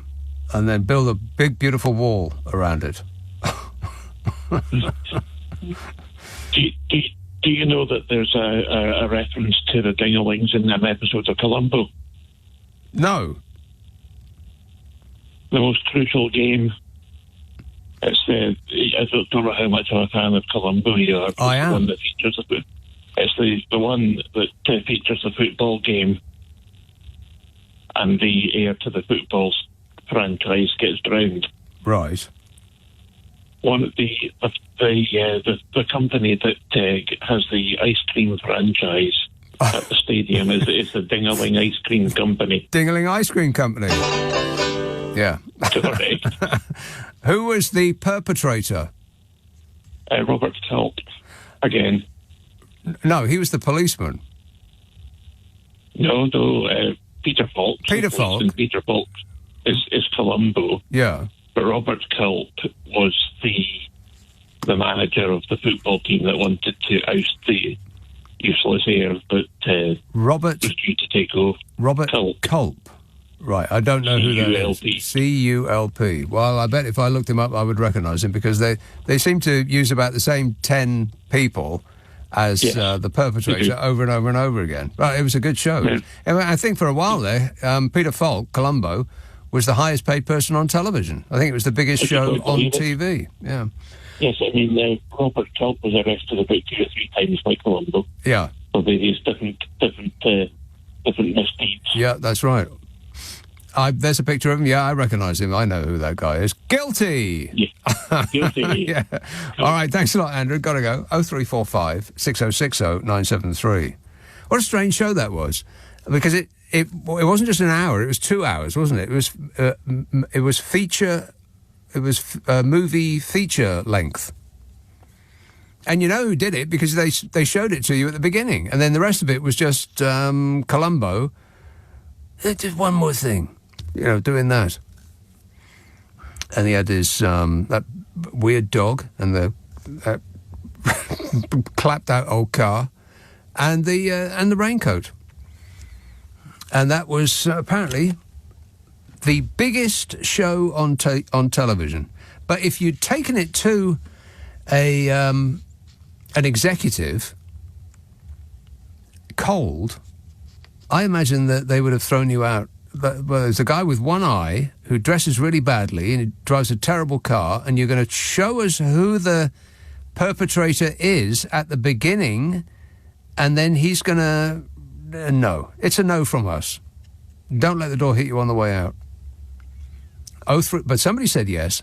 Only takes one person. Leading Britain's conversation. Nick Abbot. Alexa, send a comment to LBC. This is absolute tosh. 0345 6060 973. Maidstone. Hello, Tony. Hello, Nick. Tony. Hello. Couple of things tonight. I wanted to talk about that Catholic preach during the inauguration. I'll come to her in a minute. But this Storm, I think it's pronounced Ewyn. No. Isn't it? No. Ewyn? No. Oh, I don't know. It sounds Welsh. It's not Welsh. Oh, is it Irish? I believe so. Oh, right. Oh, okay. Yeah, Celtic Park's been damaged, apparently, for the game tomorrow. If anyone's going tomorrow, that's in danger, apparently. What has been damaged? Celtic Park. Celtic Park, right. Yeah, because of it's apparently the storm's been quite bad. It's not been too bad down here in Maidstone. We've got a flight leak. Oh, yeah, so where were we? That's it. Now, did you watch someone mentioned it previously, did you watch the priest? I've seen clips. Oh, wasn't she amazing? Now, she was very good. Now, to be fair to Trump, he showed a bit more respect than J.D. Vance did. As soon as she mentioned the transgender word, he was turning to his wife, just completely being so disrespectful. But the wife, to be fair, I'm assuming it's his wife, and Melania, the two wives, were listening. But Donald Trump wasn't listening. The reason that he didn't react was because he wasn't listening, because it wasn't about him. Yeah. But, no, I thought she was very brave to say that. And, he said that he's going to stop the war, this Ukraine war. I'm telling you now, he ain't going to have any input into the Ukraine war. This all comes down to Putin, I think. He pretends that he's going to have an influence, but I think Putin, it'll be down to Putin. I don't think anything Donald Trump... As far as the relationship between those two goes, Putin and Trump, all I need to know is that the day of Donald Trump's election win, Vladimir Putin's state-controlled TV news channel showed pictures of Melania Trump naked on TV, on the news, on the same day that Donald Trump won. They showed naked pictures of his wife and then laughed about it on Russian state television, which tells me all I need to know about the relationship between those two men and who is boss. Yeah, I didn't know about that. God, that sounds a bit shocking. Why you mention about that? Why? I'm not going to swear, by the way. Why is it not Thank you. okay? Finally, we've got a caller who's not going to swear. Go ahead. No. But I do think it's a bit unfair that you can hear it above 9 o'clock on TV. Why do radio stations have their own rules? I've got one other thing after this. I have no idea. Nobody is. The only explanation I ever had was from a higher up at the, and they said they said airily, the reason is that you choose to watch television, but radio is an uninvited guest in your home, which sounded like the most silly thing I'd ever heard to that point. Yeah, that sounds like absolute nonsense. And anyway, Baron Trump. Now you mentioned him. You took my thunder again. I think he could have. He's already got the dictatorship hairstyle. He looks like Dracula, baby. Yeah, I hadn't seen him for a while, and he seems to have doubled in height, and he also has acquired a sense of malevolence. And whereas Trump's two other idiot sons, they don't. They just have an air of stupidity, of inebriation. Yeah, I don't really know much about them, but I actually thought J.D. Vance was Donald Trump's son, but then I was thinking, that's Donald. For a while, I thought that, and then the other thing, he said about drill, baby, drill. That's fracking, isn't it? Could be, yes. Yeah, well, that's known to cause earthquakes. So I'm telling you now, if the plan goes ahead and he wants to drill, baby, drill, it'd be their own fault if they get a big earthquake. I hope that doesn't happen in that country, because it can cause earthquakes. Well, I don't think that there's any major wells left that they can frack. And I'm not sure that any of the major oil companies are going to be interested in drilling in Alaska because of the cost and the difficulties. And I think that Joe Biden had the barrel quota higher than I think any previous president. So he's not going to be able to do much more than they're doing already, because there just isn't the sort of A+ sites left to drill in America. But people have listened to all that crap. I'm allowed to say that, and I think so. Yeah, just all that palaver. Shall we? Sorry, palaver. There you go. All that palaver. Yeah, all that palaver. In power, it's quite. Like, I'm going to say James O'Brien's favourite word. It's extraordinary. It really is. Right. It really is. Unprecedented. There's another one. All right. Thanks a lot, Tony. David texts, landline phones are not being disconnected. They are just changing from analogue to digital via the same copper wire that delivers the internet to the vast majority of houses in this country. Yeah, but are they not being plugged into your Wi-Fi router? Is it not dependent on the Wi-Fi router working? Which they don't. A lot. Irish Paul text, the First Lady loves Christmas decorations. I don't see what that has to do with anything. Did I mention that she didn't? He's provided a picture of her Christmas decorations from the first time around when she and Donnie were in the White House last. And it is, well, what's the word I'm looking for? Frightening. It's a long corridor of bright red trees, featureless red.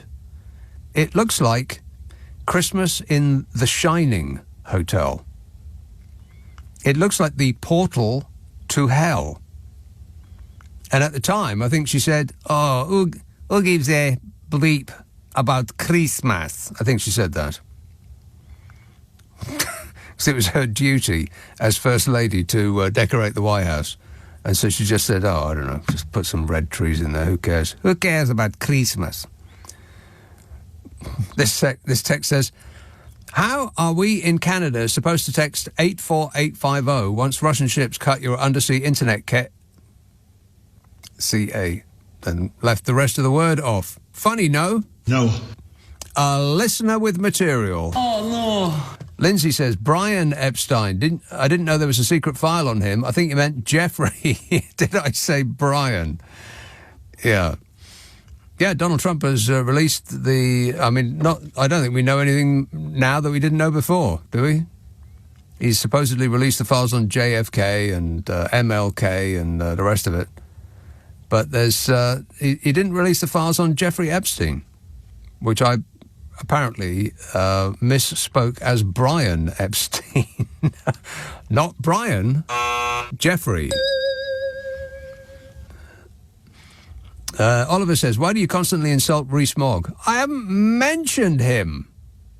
He is a fine, well-spoken, upstanding citizen. Are you jealous of him? Yeah, I'm jealous of his perspicacity. We could have cheaper food, clothing and footwear straight away by getting rid of the protectionist anti-trade tariffs that the EU imposes. And it would be very good for the British people, and it would provide certainty. And I think once there's certainty, the country will begin to reunite. How's that going, by the way? Fabulous. Absolutely. Everything that man has ever said is the opposite of the truth. We could have cheaper clothing and footwear straight away. It's the way he says it, as though, don't you understand? Do I really have to explain this to you? He's like one long grey sigh. But apart from that, I think he's a super person, and I'm extremely jealous of him. Thanks for asking, Oliver. I suspect that he just wanted me to play that. Like I'm a puppet on a string. Get Sandy Shaw on the phone. Was it Sandy Shaw or Petula Clark? One of them. I think it's the one with no shoes on. Get the one with no shoes on. 0345 6060 973. Text 84850. Email nicka@lbc.co.uk. And if you're on WhatsApp, it's the same number as the phone, 0345 6060 973. Friday, Saturday, Sunday nights at 10. Nick Abbot, LBC.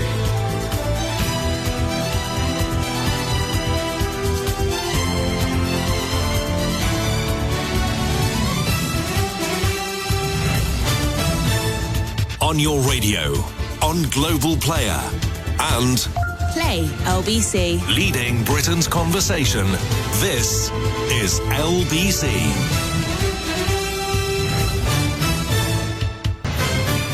This is LBC from Global, leading Britain's conversation with Nick Abbott. You're joking.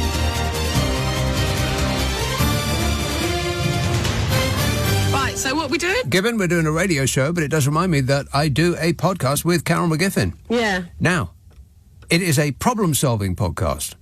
If you have a problem or a conundrum, if there's something that's on your mind that you can't fathom, if you've always wondered about something, simply leave it to the unprofessionals. Email your issue to nickandcarol@global.com, nickandcarol@global.com, and prepare to be totally satisfied. Oh, right, yeah. It's called What's Your Problem with Nick and Carol? It is available where you get your podcasts. It's on Global Player. And I think that you will enjoy it. There's over 300 episodes. We've been doing it for 5 years. I can't believe it. We just had our 5th anniversary and we forgot, which is so very us. If you want to check out From the World and just be amused for 45, 50 minutes, something like that, then there's plenty up there for you to enjoy. And I commend it to the house. 0345 6060 973. Let's see now. Who's been waiting the longest? It looks to me like Tooting. Hello, Jan. Hi, Nick. Yes, Hi, good Jan. evening. Yeah, so I'm ringing. It's after midnight, which is appropriate in a way because I'm ringing about a day of remembrance, which ties in with, on a personal note, with a late mother of mine, and with it being Robert Burns Day. So I haven't always known it was Robert Burns' anniversary of the 25th of January. Right. Is it? And Is it? Yeah, is the it, 25th of January. Is it Rabbi Burns Night? No, he's the one who did Old Lang I know Syne. he is. But what I found interesting is that it's 25th of January, 1759. You are completely correct in every respect. So what was that? So it sort of sent me on a each time it's a day of remembrance for me on a personal level. I'm also sort of digging a bit around him, which is very interesting because he's written some his poem. He died actually very young at 37. Yeah. And his poems were called songs, which is interesting because at the time he was writing in the 18th century, mid 18th century. He was born, yeah. But he gave them to the Scots. I didn't know about this. Is what I found out recently. He gave them to the Scots Musical Museum. Jan, I'm begging you, please don't read one of his poems. No, I'm not going to. But. Not even one line. I mean it. I know you don't like poetry, but why I'm asking, I think that I never liked geography at school because of the way the teacher taught it, and no, really, she would send me to sleep, and I used to play truant, and no one did. Well, anyway, I used to just disappear because I couldn't stand her lesson. Right. And it put me off geography. Well, let that be a lesson to you kids. This is what happens when you skip school. No, but I mean, if you've got a teacher who, but there again, when you've got enthusiastic teachers like music and in music or literature, It makes a big difference. Yeah. They make it so exciting. What's this got to do with Robbie Burns, though? Yeah, well, I know it's to do with. I sometimes wonder why you don't like poetry, but it's just like if it's a song. Yeah. You like music. Yeah, and that's different. You have a way with words yourself. Well, not really. But a song is different from poetry because it's got a tune.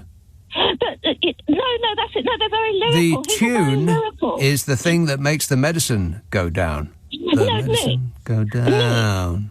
Nick, seriously, he's written "My Love Is Like a Red, Red Rose." Oh my God! You just read the title of a poem. No, it's called a song. It's like a song. Yeah, but it's not a song. If it ain't got no tune, it's not a song. No. Well, Old Lang Syne was put to music by someone else. Did you just read the title of another poem? Yeah, he did another one, which is interesting because he wrote it. I don't think anyone's written such a long poem dedicated to a mouse because he was a farmer. He only lived to be 37 years old. Yeah, you said that. 37 years old. Yeah, and then that was it.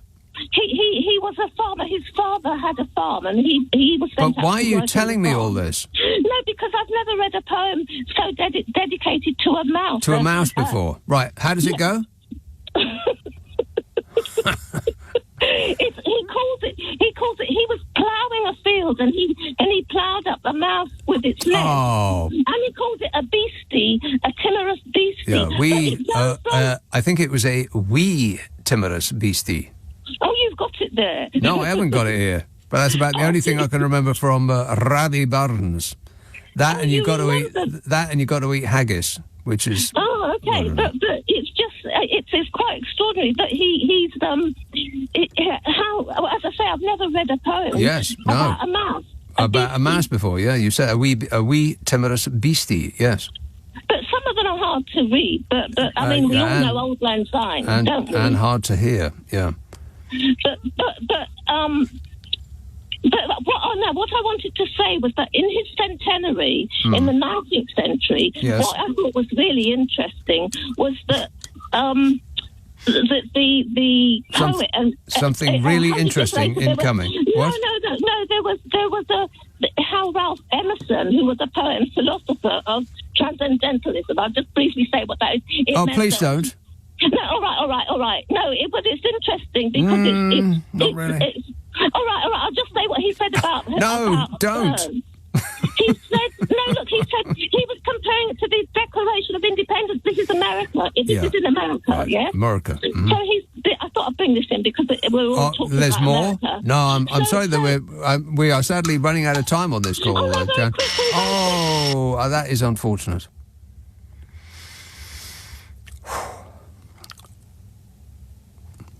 When time's up, time's up. There's nothing I can do about that. 0345 6060 973. I think we just all need to take a moment. Deep breath in. And relax. Brian emails, during the big wait for the eternal leader to show up for his indoor parade in the basketball arena, the military band played John Philip Sousa's Liberty Bell March, which, as no one present seemed to know, is the theme for Monty Python's Flying Circus. What's more, as Donald and co were typically late, they played it twice. I figured it was a bad omen for the Musk Mash, Stephen Miller-led mess to come. Musk Mash? What does that mean? With the mildewed mango one as ringmaster. But they should have played Laurel and Hardy as he waddled on. I would have paid money to see that. Parker texts, "It's a thing!" exclamation mark. What does that mean? It's a thing? What does that mean? I mean, it sounds like a James Brown song. Hit me! Bath. Hello, John. Oh, hello. Yes, John. I was going to say to you, I'm so perplexed by the fact that people make excuses for Donald Trump. You know, it's like they say things like this, like, you have to focus on why he's popular. You have to focus on the fact that people listen to him. Don't attack him for what he's done. Try to deal with the fact of what he's trying to do. And I'm sorry, I haven't got any energy for this thing. He's a lunatic. Is that your professional opinion? Yes, and I'll stand by it too. But just what they say is that I like him because he tells it like it is. That's a scary Which sentence. is just an absolutely extraordinary thing to say about a man who lies with practically every word that comes out of his mouth. Verifiably so. Did the guys in Deliverance, Nick. Huh? So did the guys in Deliverance. They said it was too. They said what was? As it was, whatever it was. You got a pretty mouth, but I don't know. Is this 2 in a row on the Nicky Abbott show? Because this show suddenly doesn't make no sense to me. And I'm running it. You believe that? Not that I'm complaining or anything. Whinging and whining and moaning. 0345 6060 973. I'm still stuck on that text from a person called Parker who said, "It's a thing." It's a thing. I'm pretty sure that is a James Brown song, isn't it? Any moment now, I'll take it to the bridge. You see if I don't. Trisha texts, Anthea did the twirl. Yes, Anthea Turner was the lady on the Generation Game. Right. And Will says, I blame Walt Disney for Donald Trump merging Yosemite Sam and Droopy was a huge mistake.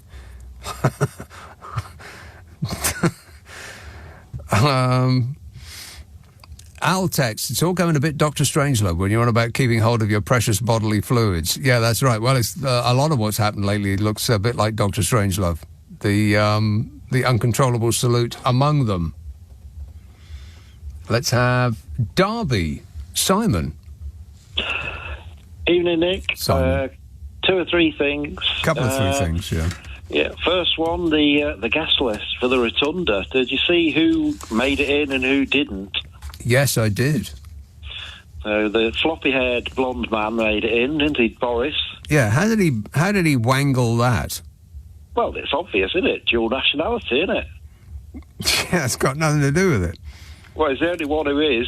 He's the only one who made it in. We know Farage didn't, but do you know a couple of the other ones who were there who didn't make it in? Yeah, the Liz bot. Absolutely. And Cruella MAGA hat. I know. I saw on the telly about Farage, you know. But I couldn't believe those two are over there. What on earth are they doing? I've got no idea. I mean, maybe following the money. I've got no clue what they think they're doing. They clearly are possessed of great a sense of self-worth, more so than anybody else thinks of them as being worth. Nobody over there knows who they are. Not a clue. Not a clue. They don't care. No. Unbelievable. And they won't know who Boris Johnson is either. They don't have any idea who he is. And could care less. The majority won't. Yeah. I bet you 1% of Americans know him. I bet that's too high a percentage. Possibly. The second one is just carrying on from your bit about all these lunatics that are released from prison that Trump's let out. I see, worryingly for him tonight, it's been on about Anthony Fauci. Yes. Saying that Trump's took his security details. Right. In. Yeah. And I mean, this is an old guy. I think it's John Bolton as well. There's an old guy, Fauci is, who Trump vilified after he left and joined. Even when he was there, he was up because he stood up to him. Yeah. And told him he was essentially told him he was an idiot for all that stuff that Trump came out with. Can we introduce light into the body? And bleach. Crying out loud. And because he stood up to him, he just had a go at him afterwards. And I mean, he's had death threats against him and his family. Mm-hmm. That's the reason that Trump released all of those people, so that he's got all these lunatics who owe him their freedom. I mean, they were going to fight to the death to keep him as president in the first place, and now they owe him their freedom. So they are going to be his personal army. Well, they're also now being emboldened. They'll think they can go and do what they want, and they'll just give them another pardon. With justification, yeah. They can do what they want. Great patriots acting for America. Yeah. Time will tell, but it doesn't look good, does it? That doesn't. I bet that within a month, I mean, I'm being conservative, small c, within a month, at least one of those people will have killed someone. Oh, yeah. It wouldn't surprise me. Out of 1,600 of them, yeah. It wouldn't surprise me in the least. Yeah. The last thing I've got is about this copper, switching from copper to fibre. Oh, yeah. BT. It's been on the cards for a long time. They've been talking about it and planning for it, and it is going to go through. It is going to go fully fibre. But the thing that they don't talk about a lot is how much all that copper's worth. Oh. Because BT own it all, right? Right. And once they've done the switch over, within a couple of years, you'll see all the old copper wires being cut down, and no one thinks too much of that. Yeah, it's only a thin little copper wire, isn't right. it? But there's millions of miles of copper wire all over the country. Mm-hmm. And the bits in the ground that you can't see are a lot more than what's up on them poles. Right. And so, do you know anything about this, then? I read up on it a while ago because I bought shares in BT. When I found out how much the copper was worth, because in 2010, they worked out that it was worth, at the time, about $7.5 billion in 2010. And the price of copper's gone up quite a lot since 2010. Yeah, no doubt. But is the phone line, I don't know why I'm asking you, but just on the off chance that you know, is the phone line that comes in through fibre dependent on your Wi-Fi router working? Yes. Right, well, that's a very bad idea, and they should think it out again. It's too late. I suppose so. Done it, and they are... Because that's not a landline, that's a Wi-Fi line. Yeah, I mean, whether or not you get the signal from your Wi-Fi rather than wired into the router, you're still dependent on this cheap little router that the company you're with gave you for free. And especially a problem for old people who haven't got a mobile. Right. Then when they switch them to Wi-Fi, you know, with fibre, that's going to be a big problem, isn't it? When the power goes off. Because like at the moment, the power goes off, your phone still works. Copper one does. Because it doesn't need to be powered, you know. Correct. Yeah, that's right. Yeah, you lose the power and you lost your phone. So there's no point in calling up the company to tell them that your power is off, because you can't, because your phone don't work because the power is off. Yeah. Here we are again with the hole in the bucket. All right. Thanks a lot, Simon. This is LBC with Nick Abbott. He thinks he looks good in a bathing suit. He doesn't. Nigel Farage, as you have been hearing on this show. Poor Nigel. Nigel Farage was snubbed for Donald Trump's presidential inauguration ceremony despite flying to the US again for that event. Maybe he doesn't love you like you love him, Nigel. Maybe he's got a new best buddy.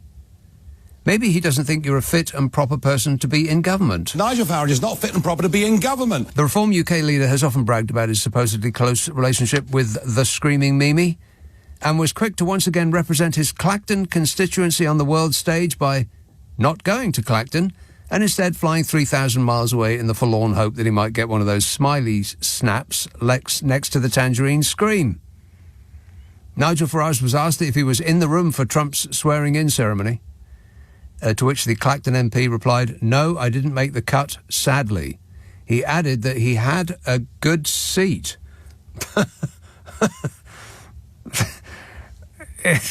Oh, what? Yeah, it was a very comfortable seat with cushions in front of a TV screen where he could watch the ceremony in exactly the same way as he could have done in Britain, without the embarrassment of getting turned away at the door. Your name's not on the list, you're not getting in.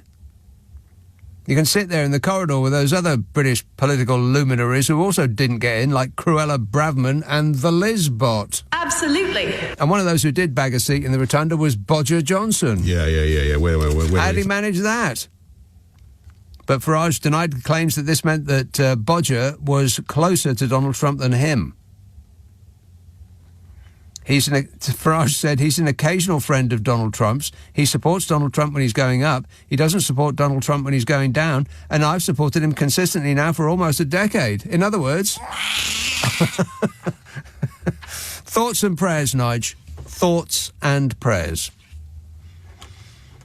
Let's have Manchester. Hello, Martin. Hello, sir. How are you? I am great, mate. Brilliant. Matt, the last person you had on was talking a load of rubbish. Oh, yes. I'm a BT engineer. Mm-hmm. Your phone line is not dependent on your router. Your fibre comes into an FTP portal inside your house, which is a fibre telecommunication portal, which then goes into a filter. It then splits the communication into broadband and your telephone line. So if your router goes down, you've still got the telephone. It's not plugged in.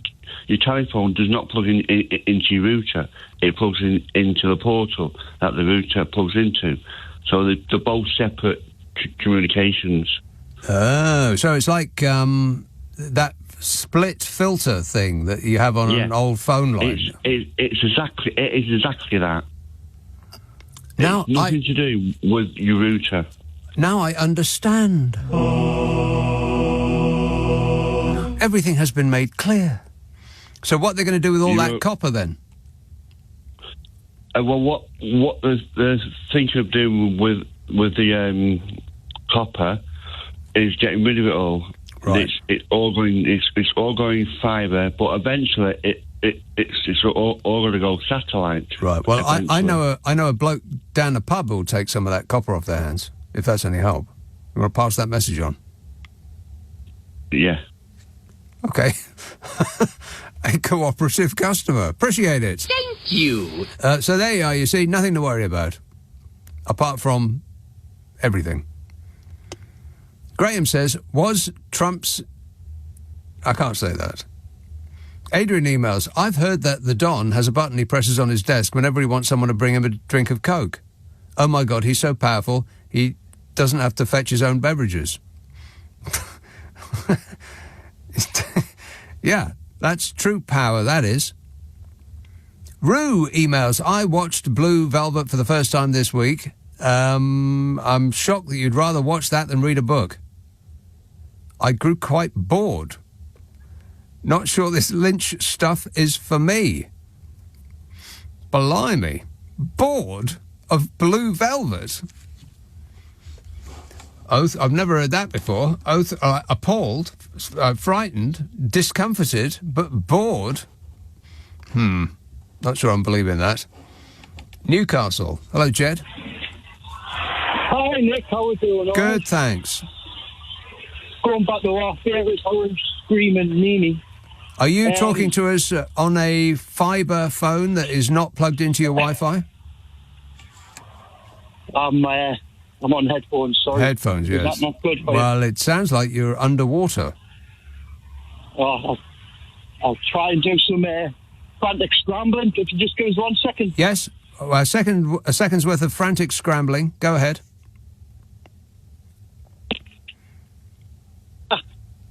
What?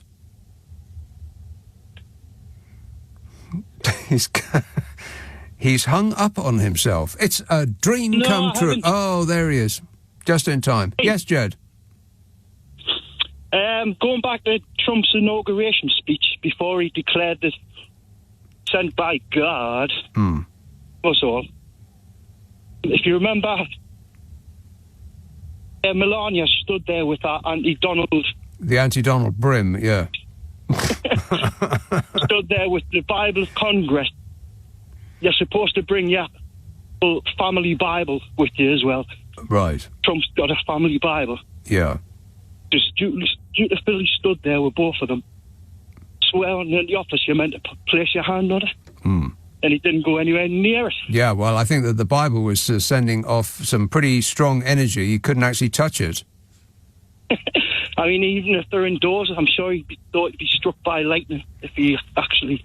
Maybe Donald Trump doesn't... he's contractually obliged not to touch any Bible that's not the Trump official Bible. Yours for only $75. Made in China. Definitely is. And if I could quickly help Rose with that, about his tone when he's talking. Yeah. I always tell when he's... Well, we're only hearing every other syllable, Jed. But I wish you all the best with whatever method you can find to fix that problem. But it's just a terrible reception. Let's see, is there somebody really far away on the board? No, there isn't. I bet if there was somebody on the board from Australia, I'd be able to hear every word. I bet you. All right, if somebody is in Australia now, call me up and we'll see the truth of what I just said. China would be good. Somebody somewhere, or America, I suppose. Preferably on the West Coast to get really, really far away. Because I could not barely hear a word that Jed was saying there. And I just don't get it. Because I'll take a call from somebody thousands of miles away and they'll come in clear as a bell. But they're on our system when they get here, aren't they? That's surely how it works.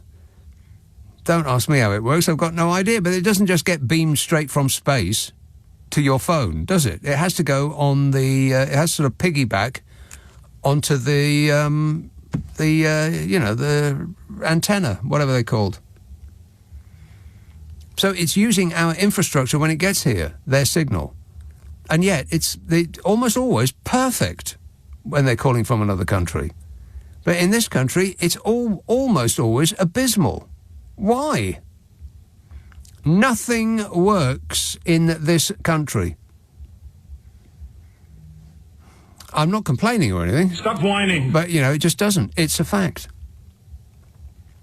And Keir Starmer hasn't managed to fix all of the things that the Tories have broken in the last 14 years in his first, 6 months in office. Disgraceful. Simon says, you rightly mock the Mississippi Conception Begins Election Act, but that's a Democrat senator proposal. A lefty. Yeah, I know, Simon. That's the point. The act is supposed to be mocking the people that are trying to take away a woman's right to have sex with whomever she wants. That's the point. It's supposed to be a joke, you idiot. But, you know, he just got the red mist and heard that somebody was saying something who was a lefty, and then he just had to unburden himself all over us. Leading Britain's conversation, Nick Abbot. Alexa, send a comment to LBC. Yeah! Dude! Andrew texts, President Donald Trump has revoked his former national security advisor's security service protection despite the target on his head from Iran's regime. Yeah, this is how it's going to go. This is about the only thing that he will actually do, that he's promised, apart from tax cuts for billionaires. He's going to go after all of his political opponents. Anyone that's been mean and nasty, he's going to go after. And that's why he released those nut jobs from prison, so that they can do his dirty work for him. And if it takes a swipe of his pen to get somebody who is in danger of being killed to death, have their security protection removed, then he's going to do that too. Because they've been really nasty to him. So mean. He is a baby. He's a baby with a machine gun. It's just about the most dangerous person that you could, like the combination of personality characteristics you could come up with. Greedy. I think surprisingly, Boris Johnson said it straight. The great big greedy nincompoop. He's a great big greedy nincompoop, and everybody has to tiptoe around him in case he kills you all. That's essentially it. Dan says, I love Wi-Fi on white goods in the kitchen because it makes them more accessible for me as a blind person. My iPhone talks, so it means I can use hobs, for instance, which seem to have replaced perfectly good feelable knobs with touchscreens which are flat and information-free for me. Well, that's a good point.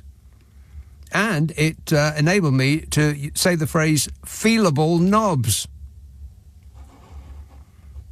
Oldbury. Hello, Rangers. Hi, Nick. You okay? Have you ever said feelable knobs? No. Feelable. Yeah. Feelable. No. Yeah. There was listen, first of all, right, I will never ever swear on your show or on any other radio show, right? Remember that, because I've actually done a course in broadcasting. In not swearing. Not swearing and using bad language, yeah? Right. Okay. So last week you thought I was going to say that word, but I wasn't. Yeah, no, I thought it wasn't the word, it was just the it of what you were saying. Yeah, exactly. Yeah, See, that's a guilty laugh right there. Yeah, we'll just call it a Jeremy from now on, and everybody will understand. See, right? You're doing it again. No, I'm not going to. I'm going to go back to Trump, right? Okay, first of all, I'm going to say hello to two lovely people that come to see me, right, for your show. One was Amandeep, and the other was a lady. She works in a solicitor's office in Blackheath, nearby, and I think her name was Joanne, so forgive me if I forgot her name. She wanted a selfie of me and her and send it to her mum. Okay, right. And everyone who knows you, yes. No, go on. No, it's you. You're my leader, mate. Right. You know what? You are the person that they love, right? And then they think I'm your disciple. I'm quite happy to do that for now. Yeah, right. No, you know this thing about Nigel Farage, yeah, all dressed up and nowhere to go. Yes, yeah? Poor Nigel. I put it on Facebook last week, right? I love it. I love winding people up. In the end, I've had to put up now. I'm bored because no one's taking the bait anymore, right?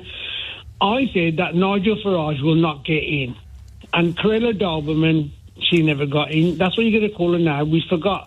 It's Corella Doberman.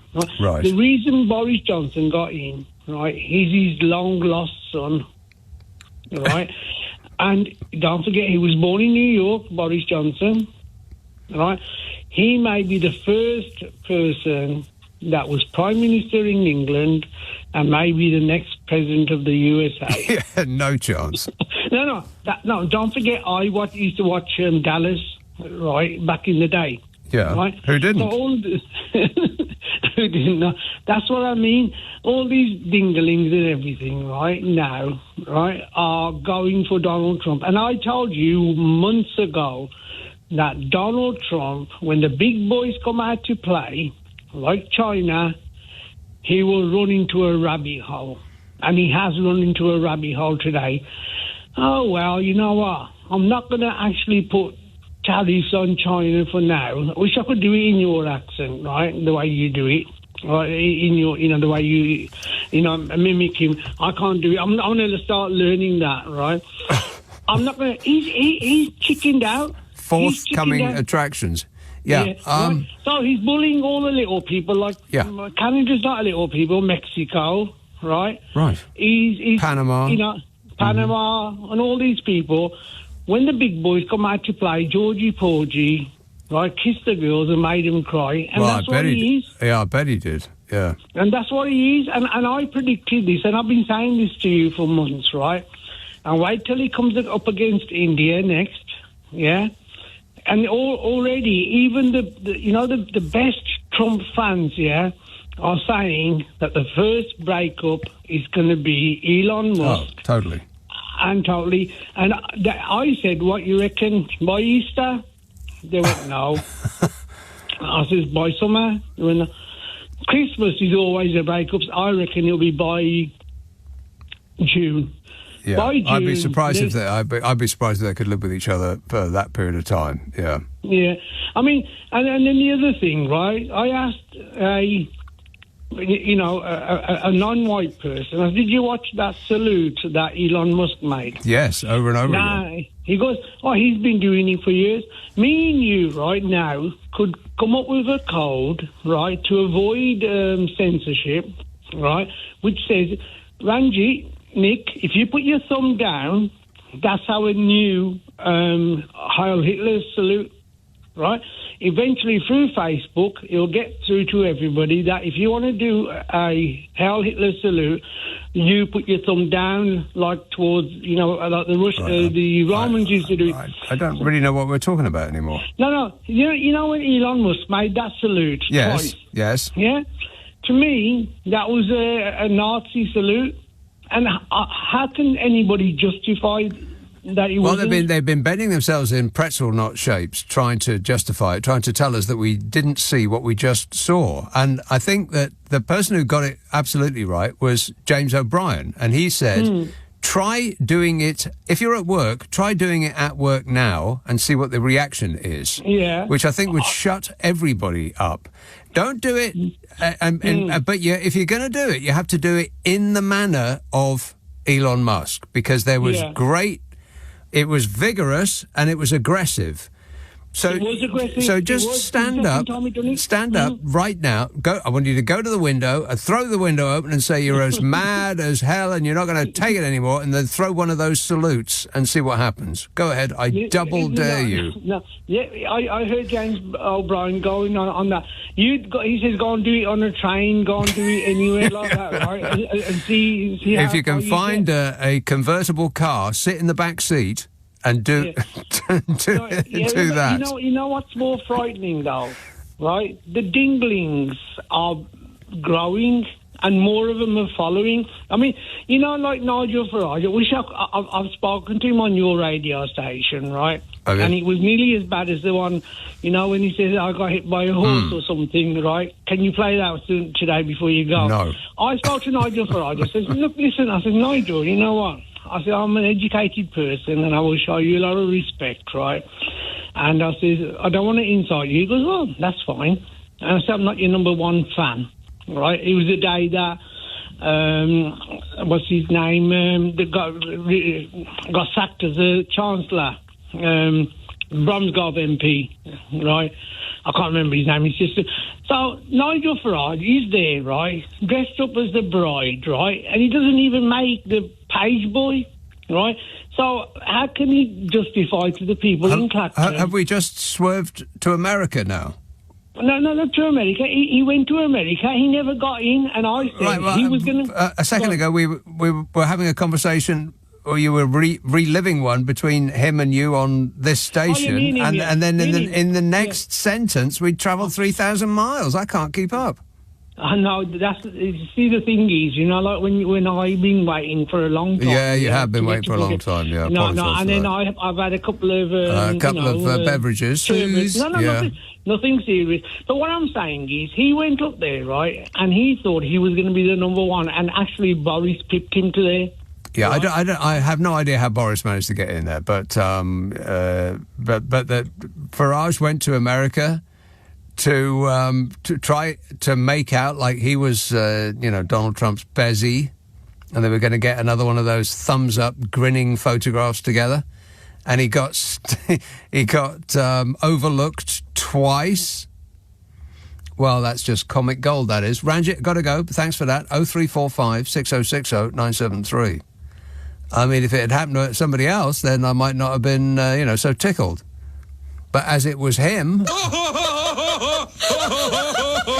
This is LBC with Nick Abbott. Call 0345 6060 973. Text 84850. Alexa, send a comment to LBC.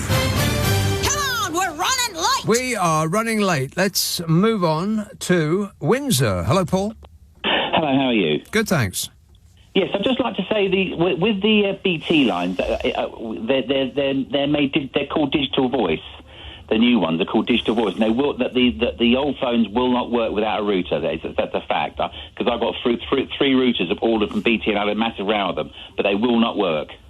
So the phone goes into the router. Yes, and then the router goes into the wall.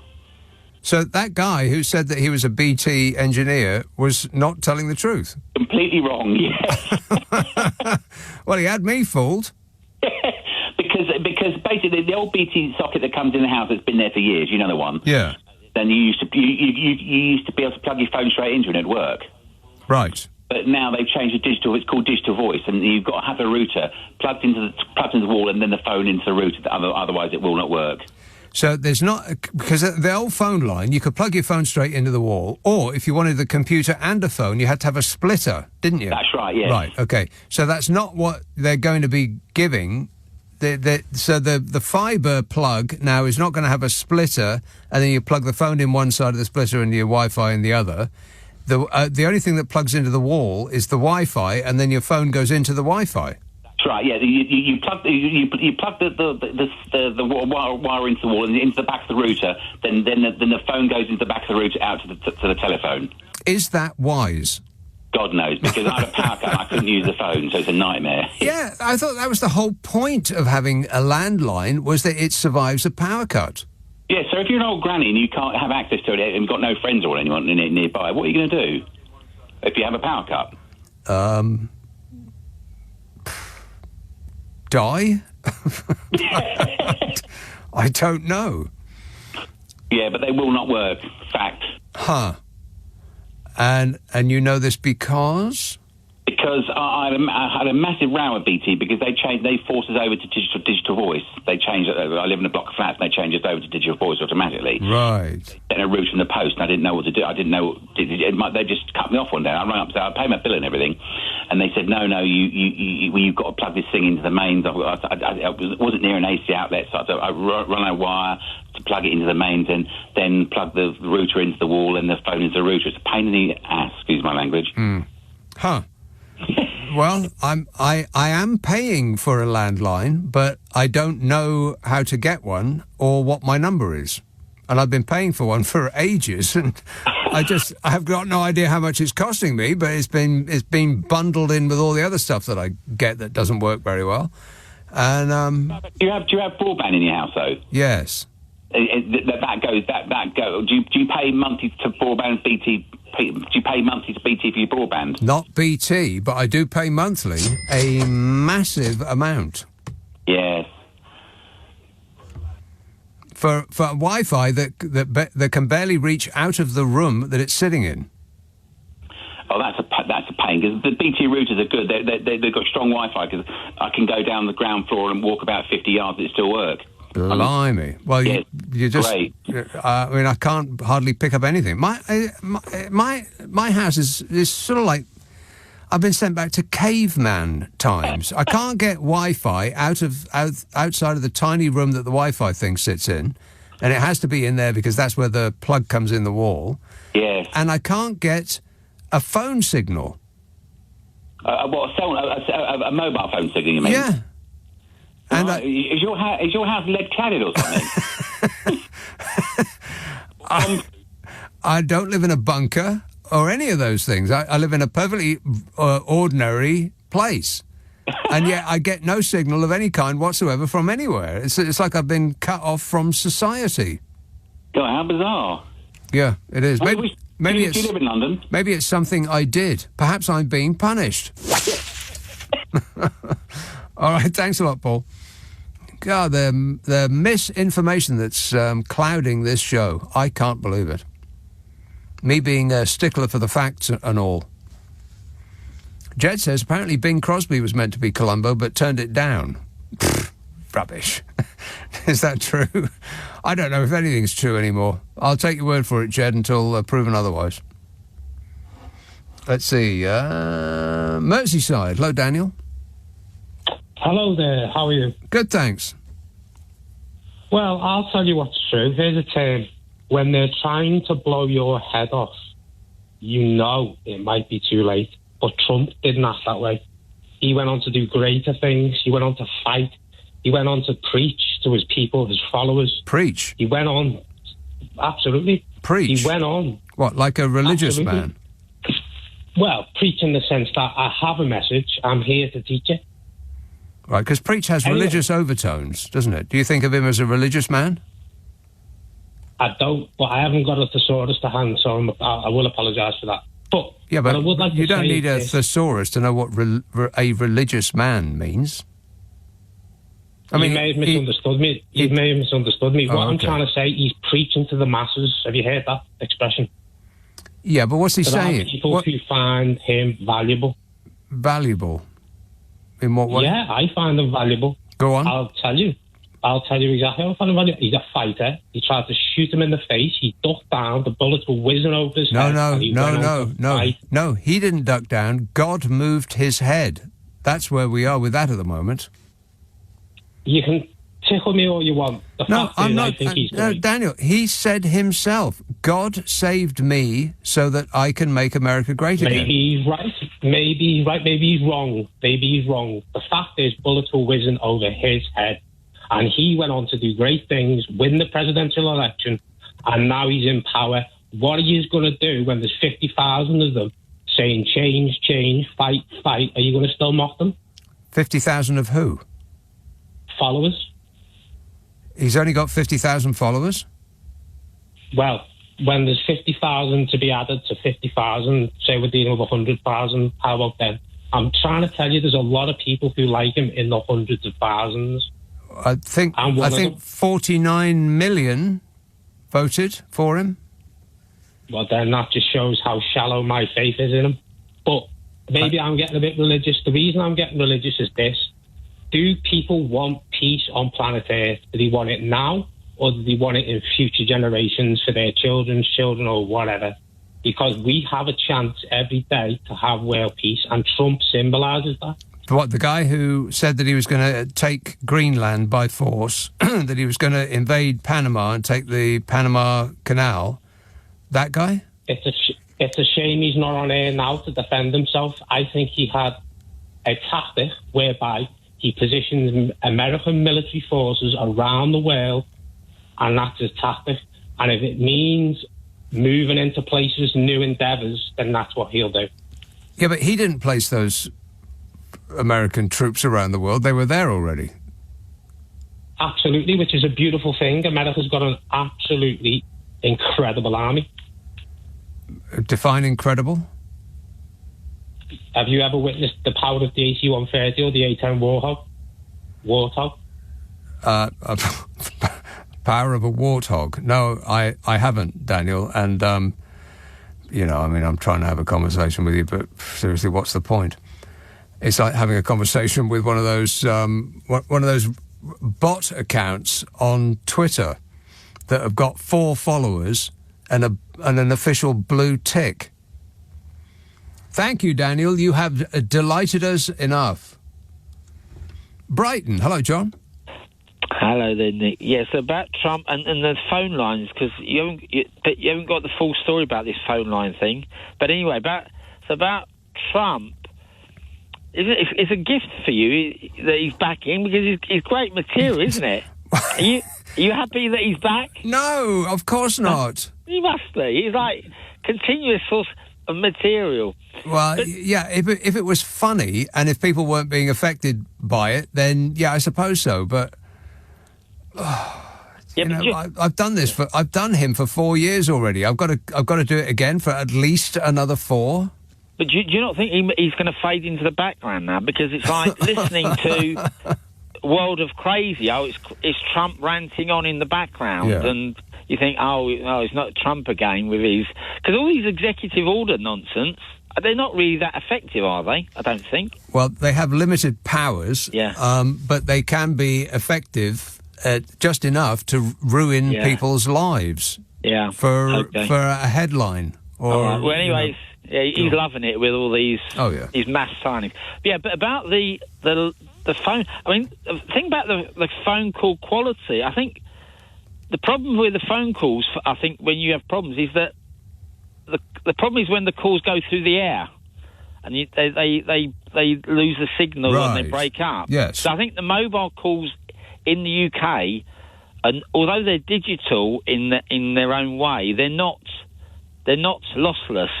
They can break up and you lose the quality. Yeah, do you ever? But why is it then that somebody can call me on a mobile phone from Australia and it come all the way here by whatever method? I don't know. But once it gets to here, it has to go on the same infrastructure that we've got, surely. No, but I think if that phone call from Australia, as long as it's, I think, good enough quality to connect to their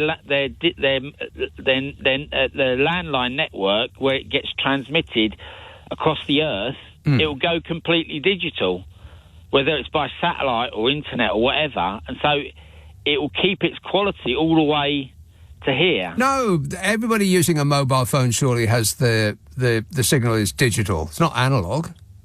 Yeah, it's digital, but it's not lossless. It's not the right digital.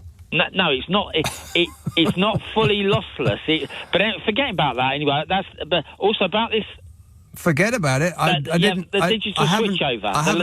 I haven't understood it yet. Yeah. Okay. But But coming to the landline switchover here, I haven't heard people mention. You know, you're talking about if you lose the power, they can give you an emergency backup device. Oh. You have to. So you said that you lose your power, the hub will go down. Mm-hmm. Obviously, you're going to lose your calls by the normal route. If you need it, an emergency backup device for whatever, you've got health issues or whatever, they give you a backup device that will connect to the router. It charges. Yes. And then if you lose your power, it will connect to the mobile network. And all you have to do if you lose your power is to call the company and ask for one of these emergency devices that you won't be able to do because your phone has just gone out because you've lost the power. Yeah, but you have to arrange it in advance. Oh, advance. Yeah. So I switched over. I'm with Virgin Media. I don't know whether you're with them. You connect your phone to the adapter that connects into the router. Connected to the router. Yeah, all that, and connected to that and the wall and all that sort of thing. Well, but you need to get the backup device in advance, which is like an alternative to a mobile phone. It just connects to the mobile phone network, so it's really just an alternative to a mobile phone. Well, if only they give it to you free. If only I had been listening, then I would certainly understand much more than I do at the moment.